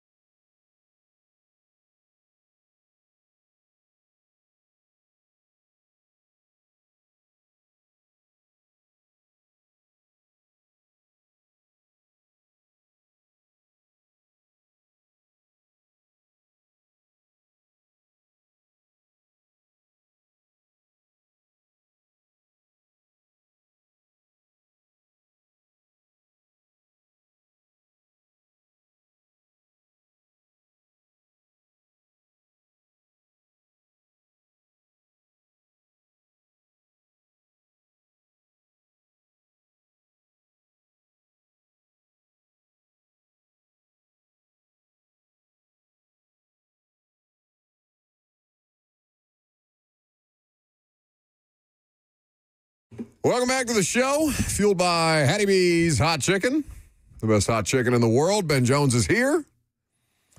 So the progress for an offensive line unit. Can you help me remember, what year did Roger Saffold get signed here? 18? 19 was Saffold's first year. Turn your microphone on. Okay, there we go. 19. 19 was Saffold's first year. Him and Nate, same year. Is that right? Mm-hmm. Okay. Nate Davis. Yeah. I don't know why I had in my head as 18. Either way, it took Roger a while to start working well with you guys. Why was that? Because I feel like we asked him about it in the locker room every week. Yeah. They were asking him to do some different techniques in the pass game. He was trying something out. And you got to give him credit. He is willing to do everything. And we kind of figured out what he was really good at as the season went along. He is the best run blocking guard, 2 or 3 technique, hands down in football when he was playing. Like everybody else just runs to the shade, to the zero. Nobody even tried it. Like, you line up Jeff Simmons at the 3, you know what teams do? Taps your helmet, we're going to run the other way. We're not running at him. You're not going to run wide zone at the best player on your defense. And we could do that. And it kind of stretched the field and kind of put defenses in a bind because they usually put that guy there. I'm like, hey, we're going to eliminate weak side runs. If we put our 3 technique to the boundary or weak and everything, kind of just takes out that side from runs unless they're going to run a toss. So being able to run it both ways really opened up the playbook for us. And, yes, he struggled some in some pass and stuff like that early on. We kind of figured out what he needed terminology-wise. Like, it was the first time he's ever kind of run jet that away. Block a guy with his eyes outside. He's used to being locked on and not worrying about anything else. Learning curve. Yeah. He got better as the years went on doing it, and that's what he is. He's a true pro. No, I mean, he was a certified badass. He's built like Superman. So, No doubt. You knew, and he had been a good player before that, but I asked that in terms of, we talked about Cam, and like he had a letdown against the Jags after having a couple of good performances. He comes out yesterday, didn't play a great game, but he played well enough, right? So, like, the idea of linear progression for football players and football teams. And I'm looking around at that offensive line unit, but it's the best that they've played all year. I'm like, okay, maybe just it takes 14 weeks for this to work, and they had some injuries, and maybe Zeitler's not the best version of himself or whatever, and Cushenberry's dealing with a variety of different things. Levin's in there now. Why do you think that they are playing as well as they are? What's Corey Levin giving them that is helping set them up for success? Because it's not lost on me that their 2 best rushing performances of the season, their 2 most efficient rushing performances of the season have come with Levin at center. Yeah, he was there. He was the guy for them all during camp. Lloyd was coming back from an injury. And not taking anything away, Lloyd's a great player, like stud all the way around. He's been banged up, but having some guys that you've taken a million reps with in camp, because during the season, you're really not getting that many individual reps, team reps. You rep in the play once. In camp, you're just banking reps and really how comfortable you are running a single, a double, an A block. Like, you get millions of those in OTAs in camp, and he just missed out of those with Zeitler. And that it's hard to progress and kind of get a feel for only on game when you're really only wearing pads once a week and getting that 1 block maybe once a week. So, yes, Corey has a million more reps at it. They're probably comfortable with him making the calls, how he's going to make it. So, yeah, that's why I always try to practice when I was playing, because I wanted to be the same guy. I wanted the same guy beside me every week. The guy I knew exactly how he was going to do the block. So if that has some leverage and some meaning behind it, being out there and practicing and doing the blocks with those guys a million reps during camp. So with that, the other part of this that was a benefit to them yesterday is Cam getting the ball out, and they were playing fast, they were playing efficient. Again, it wasn't his best game by any stretch of the imagination, but it was good enough in a winning performance where you're getting other supporting pieces and parts there to help prop you up a little bit.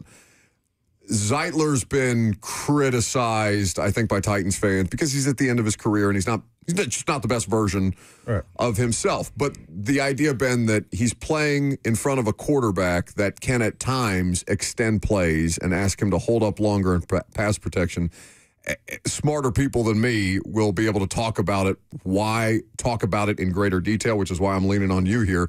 The idea that Cam simply can help his offensive line more, even if they're not the best, by just simply getting the ball out faster. Like, enough of this running out of the back of the pocket stuff.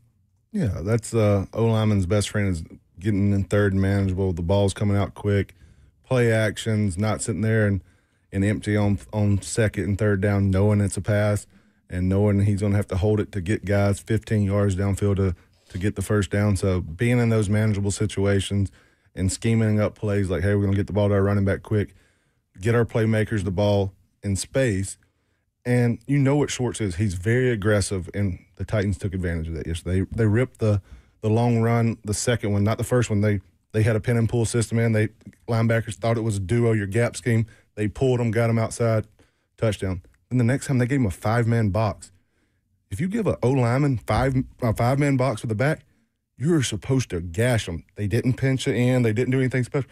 We ripped it right down their face and scored another one. I'm like, I texted Levin after. I'm like, 5-man box, exactly an O-lineman's dream. He's like, and we blocked it right. We got it all right because usually a safety's rolling down. Yeah. They're hiding something.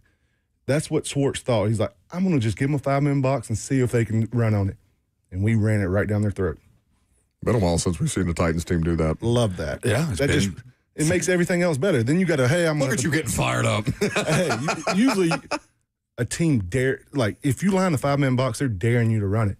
They did it, and we ran it right down their throat. And hats off to those guys because most of the time they're disguising it, rolling to safety, and you're push cracking, having to account for it. It's a lot of smoke and mirrors out there. And they were like, nope, I'm just going to see if they can block it right. Highest rushing performance since Ben Jones was in the middle of that offensive line a few years ago. J.C. Latham, how badly did he need a performance like this? What did you see from him, first of all, and how badly did he need a performance like this, not just individually, but for the group?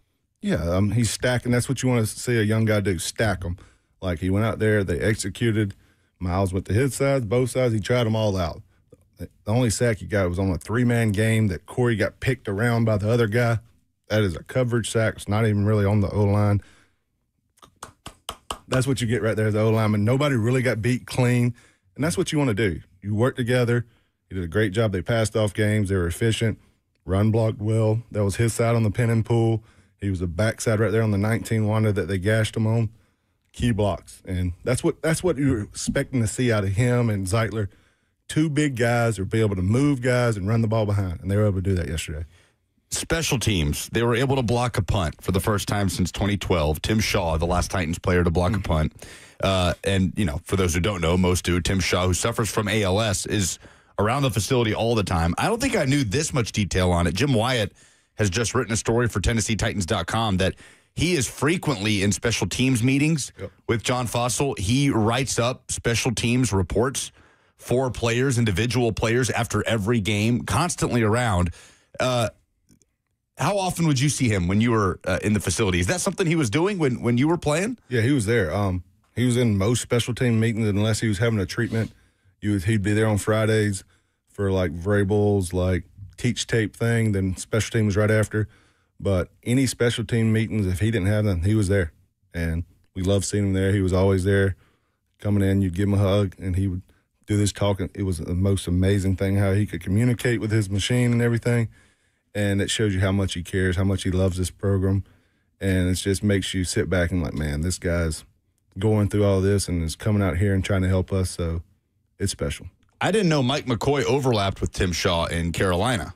I didn't know that. Tim was drafted by the Panthers in 2007 when McCoy was on staff there. So, I mean, they've just started bringing this up here recently. James Williams was talking about Tim Shaw in the special teams meetings, which is why Jimmy put that out there yesterday. It was new information to us. But, yeah, I mean, there are all different manners of contributions that they're getting and different perspectives that are trying to help put them in the best possible position to succeed, which is why I think it's so important for the coaching staff, especially on offense, to show that they were just capable of doing that yesterday. It's the first time genuinely, Ben, that I felt like they did right, not did right by the players, but you understand what I mean, like actively helping them find ways to succeed. Of all the results yesterday in the NFL, the Titans and the Browns, I guess it could have gone either way. I think people were pretty pessimistic about the idea of Tennessee being able to do exactly what they did yesterday to go on to win. How surprised are you to see the Chiefs where they are at this point? Houston beat them by double digits yesterday. They are in danger. Their 9 consecutive AFC West title streak is snapped. as of yesterday officially. They are very much in danger of missing the playoffs. That's got to be bizarre for somebody who played in the AFC for as long as you did. And at the time when the Titans were highly competitive, that the Chiefs were starting to, basically break out onto the scene. Yeah, every game you sit there and they're going to figure it out this week. They got so many veterans that know how to win, have been in those big games, and they've kind of just figured it out through the years. Like, yeah, they have one bad game. We whooped them one year. Like, I think we shut them out. Next week, they went on like a 6-game winning streak. They figure stuff out. I've never seen it like linger like this, like the drops, the turnovers. Like Mahomes is out there trying to do everything. Like he's running. He is pushing the pile after a play last night. You can see like they're pressing. That's the first time I've ever really, in the past like 5 or 6 years, like you can feel they're pressing and not just, hey, we relax. We're doing ring around the rosy before the play. Like you're a man. That's one of the most ridiculous things I've ever seen a team do. I remember that. That's how you know stuff's going well. Like you can have fun. Like right now, I feel like they have their thumb on them. They're pressing. They can't have their fun in practice. Like everything's got to be so serious. It's something about like playing free and that. And I feel like they've had that pressure on them for the last 3 or 4 games, and they've dropped it. Everybody's like, "Oh, no fun this, no fun that." Have fun and win games. Like if you're not having fun, it's hard to win. Yeah, and that's the kind of balance. Like Robert, I remember you telling me that the Ravens removed like the ping pong table and stuff like that from their locker room, and I just don't know. I don't know how to properly like balance that from an external. It's y'all's fault because y'all come in the locker room. What do you mean it's our fault? We can't have fun in the locker room and decompress like because y'all. They're having fun when they're losing. Like, let us have That's not us. That's Twitter. All right? That's Twitter. Oh, no, stop that. I think you literally the other week were saying something about them hooting and hollering after a loss. Well, yeah, because Peter. After the game, the game is different than during the practice week. Like, Peter Skoronski being asked a question, hey, convince me why this team cares at 1 and 11 or whatever they were, and Arden Key screaming about, whatever it is that Arden's screaming about on any daily basis. Yeah, but that's Arden all the time. You don't have to criticize him for being like that after a game. No, that's after him all a the game, time. it's fair criticism. In the locker room, when everybody's playing Foursquare and just trying to get untaped and stuff like that, it's two completely different environments. Yeah, I just feel like game Arden day is is totally different. Like game day is all focus. It should mean something when you lose after that or win after a game. Those actions are different than your Monday through Thursday in the locker room. Hey, you went out there, did your work at practice, have your 20 minutes before meeting, play your video games over there, go get in the cold tub, go shoot basketball in the trash can, like have a little fun, then go back and get back to work. Like you need to have a little fun in life. Everything doesn't need to be, this like a sergeant, because then you start playing tight. Everybody's looking at you like, can't have fun in here. But game day has to hold a little more precedence. I'm just trying to picture Arden Key being like quiet and bummed out. No, he's never that. It's just leave the locker room really quick. Just get out of there. And he doesn't do that either. Get out of there. Arden screaming at JC yesterday that Bama shouldn't have been in the playoff as he's walking out just because Arden, he's a pest. But the situation for these AFC teams is going to be really interesting because, like, I'm just looking at it through the context of, okay, how far do the Titans actually have to go, and how much of yesterday was just, it's a one-game sample size. They haven't done that really all year long. Yeah. Is it repeatable? I would like to see them do it again. I don't know that San Francisco on the road is beatable, right, with this current iteration of them. But can they continue to compete rather than have the Jacksonville 25-3 thing? And looking around at the rest of the teams in the AFC, the Colts are probably done, which is crazy. Yeah, it's absolutely insane to see what's happened to Indy. And you understand that Daniel Jones and an Achilles tear is just worst case scenario. You feel awful for him. But just where kind of teams are right now, Houston and Jacksonville, what do you make of the Jags? They're really good on defense. They got some guys who can get after the quarterback. And they're not turning the ball over. If you don't turn the ball over and that's the thing for him. If you it's always protect the quarterback and affect the quarterback. If you have those guys, you can win a lot of games. And they're doing that right now. They're able to, their edge guys are making plays and they're getting picks. They're getting tipped balls. Their linebackers are extremely fast and can run around play with their hair on fire. So I know that's why they're winning. They're playing complementary football and they're not turning it over and they're getting turnovers. That's the formula. Ben Jones in studio with us. You can call if you want to, 615-737-1045. If you have a football question for Ben, we'd be happy to take those. Ben, at some point, can pass on some championship advice from a champion too, Lucas, who's just aspiring to the Music City Bowl at this point. We love the Music City Bowl. The Illinois fighting the Illini. Ooh, a lot of orange in town. Yeah, a lot of orange. Need to get some revenge for the loss to Illinois in Nashville just last weekend on the hardwood. Do you actually like playing in the Music City? I mean, obviously you would like to be competing in the playoff, but I like to be able to go. Like, to me, there's not really that big of a difference between the Music City Bowl and the Tax Slayer Bowl. The difference is I get to go because it's down the street. So I'm totally good with it. Rather play Illinois than Iowa. Dreaded Iowa. Yeah, I'm tired of playing Iowa. Titanomics has a question for Ben. What's up, Ben? What's up, gentlemen? Yo. How likely do you think it is that we could get Georgia's defensive coordinator? I think. You talking about for the Titans? No, for Vols. Oh. 0. We let Tim Banks go. He said 0. Unless he's a head coach, he's not leaving. Well, if we can't get him, then I would take Indiana's defensive coordinator if he's willing to leave. Or I will promote from within. Willie Martinez probably has some Power 5 experience as a defensive coordinator. And we got some guys that we would promote from within. But, man, if we can get Georgia's defensive coordinator or Indiana's coordinator, I'll be a good, happy man. I don't think Indiana's it's not maybe a better job. So he's talking about obviously replacing Tim Banks, who Josh Heupel has just fired. I don't want to see an in-house. That's been the route Heupel has gone almost every time.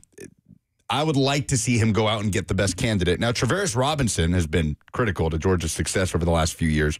He is the co-DC. He does not call plays, right? Glenn Schumann is the primary play caller. Yep. You don't see Robinson leaving for an SEC job where he'd be the primary play caller? That's hard. Yeah, I could. Go ahead and get Willie Martinez. He was my guy when I was there. Go ahead and get Willie. You like Willie Martinez? Willie Martinez. Was he on Georgia's staff with you? Yeah, I had him and Coach Gardner. Yeah. They were on that staff. Love Coach Gardner. He does a great job with the D-line.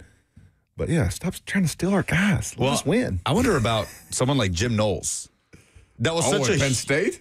Matt Campbell's bringing his defensive coordinator with him from Iowa State. We haven't talked about that, by the way. And the Jim Knowles thing was not viewed very favorably this year, right? Well, it was a big coup for James Franklin last year, and nothing went well for Penn State this year. But he's out there. He's kind of a free agent at this point. That'd probably be the biggest big-name hire you could land.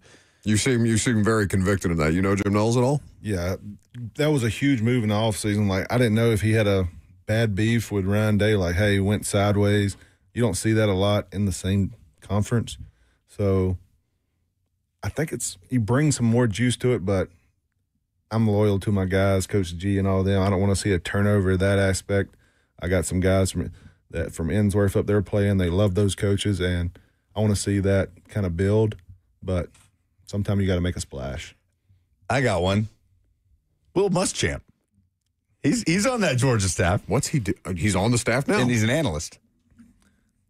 What if Will Muschamp pops up as a defensive coordinator at Tennessee? That'd be an interesting... Screaming and red-faced on your sidelines. One of his sons at Vandy? At Baylor. No, he might have been graduated. He was. He was at Baylor or Macaulay. I think he might be at Vandy. One of them was at Vandy. One of them was at Georgia. Okay.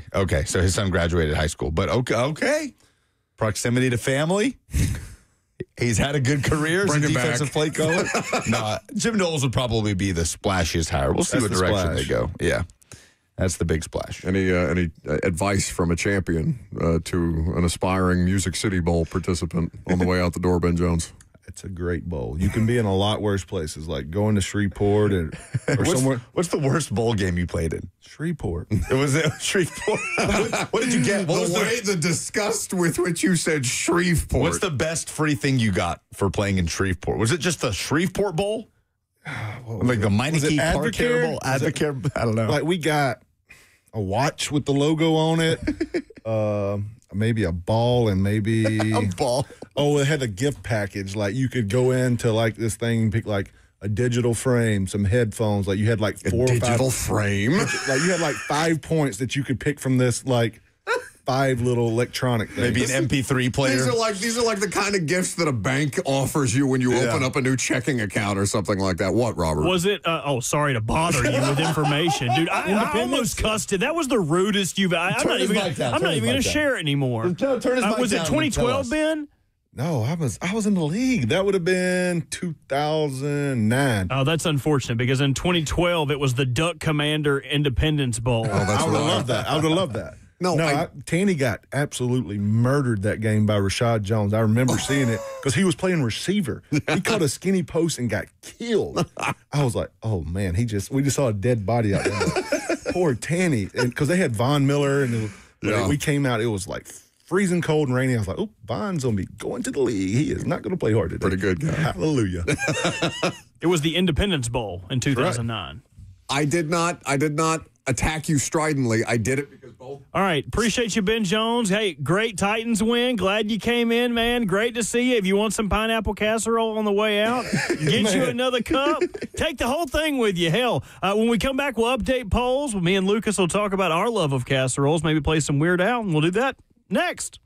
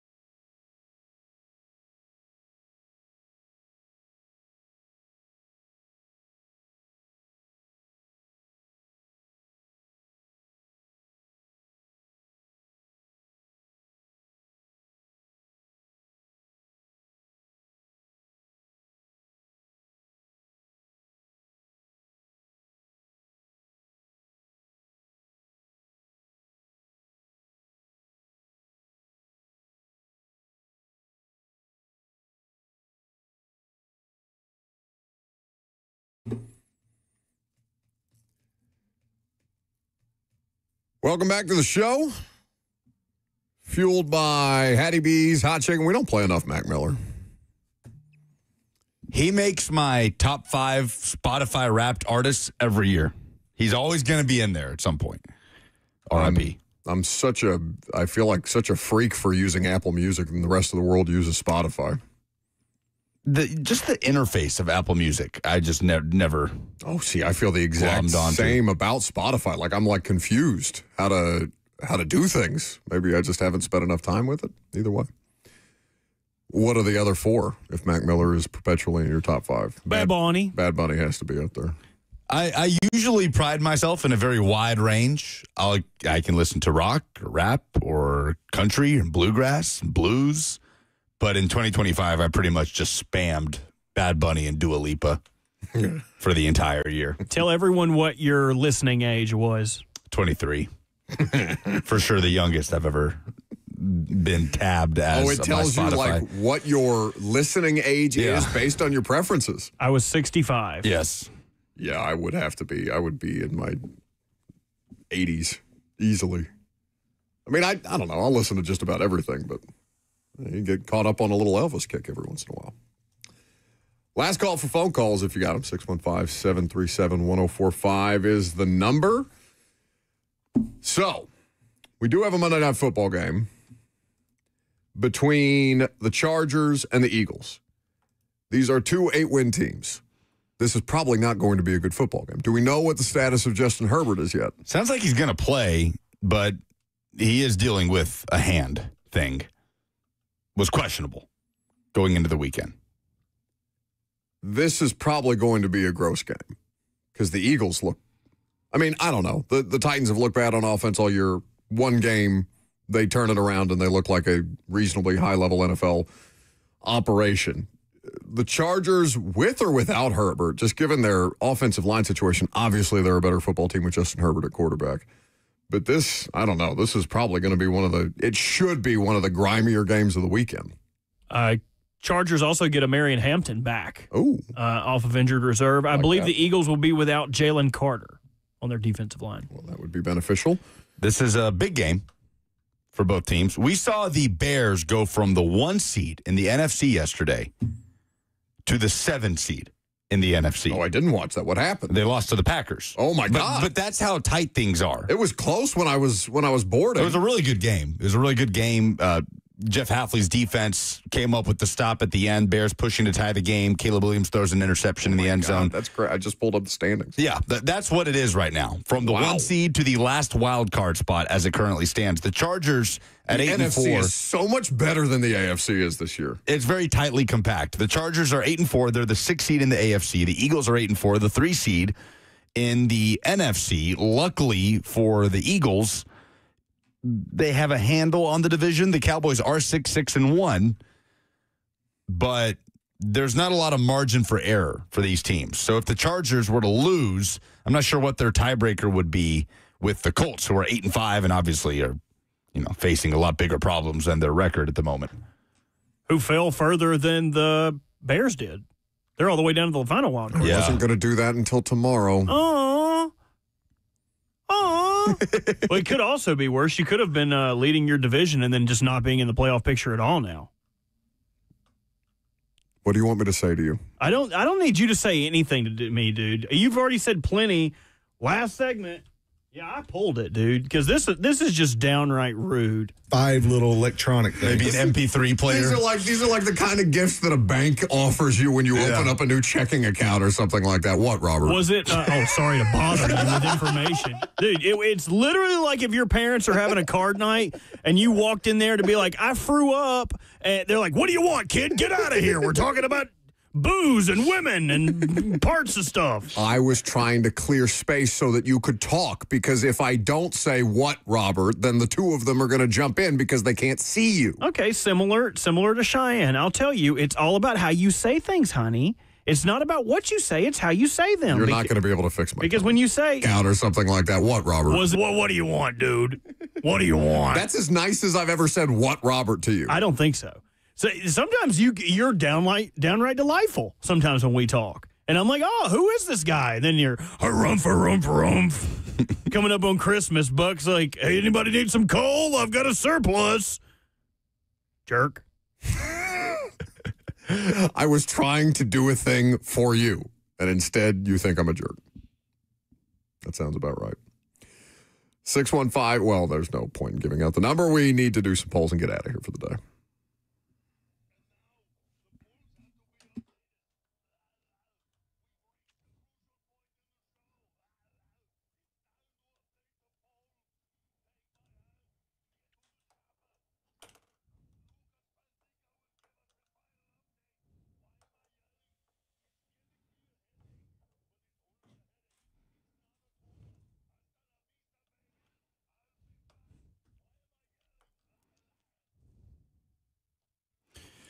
Presented by Two Rivers Ford. How did you feel about the Titans' win yesterday? Happy for the win or mad about the draft pick? 74.4% say happy about the win. Thank God. Yeah. I think most people are on that side of the aisle. Sanity prevails. Did the College Football Playoff Committee get it right? 68% say no. I don't know. What would they have gotten wrong? Well, no. Again, was the process correct? The process being incorrect. No, that's not what the question was. The question was, did they get it right? Did they get the final 12 right? That answer is yes. The process was a dumpster fire. No, I mean... But at the end result, yeah. I'm a proponent, based on the structure of what the current playoff is, I will agree with you that they got it correct. Yeah, but if you're mad about the structure, you're mad about the structure. I'm mad about the structure, and I'm mad about the committee because I don't want Tulane and James Madison in there. I want the 12 best teams in college football. Like, should Vanderbilt be in the playoff over James Madison? Yes, of course they should. But under the current parameters that the committee is hamstrung by, then there's not a team that is on the outside looking in that I think directly should be in over Miami or Alabama. Should they get credit for getting it right if the process was wrong? Who's to say? Mm-hmm. Describe Cam Ward's performance yesterday in one word. Scoob says better. This is a good Twitter name. Bourbon goes in, wisdom comes out, says better but not good enough. Daniel says enough is the one word. Soccer Bill says sufficient. Okay. Those polls? Yep. All right, very good. It's going to do it for us today. Robert and I will do a prime time tonight, about 6 o'clock, between 6 and 6:30 before Monday Night Football, so you can enjoy the rest of your afternoon. See you.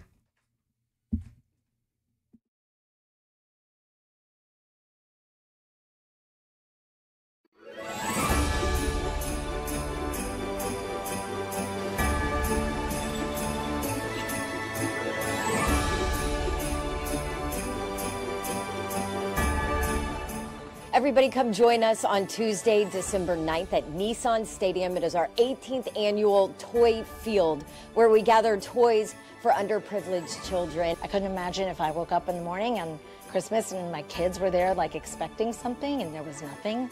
So going out and buying the toy or finding a scarf or something cozy for an elderly person, just to me is just, it's a way of giving back for all the good things that we've been given. It's a wonderful thing to see how Nashville comes together to support each other.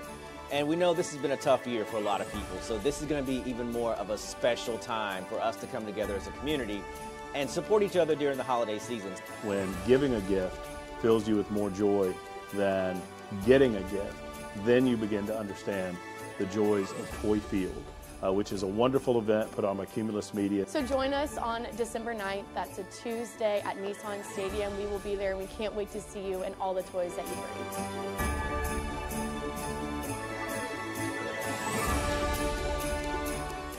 Every year beginning in September, goes through August most often,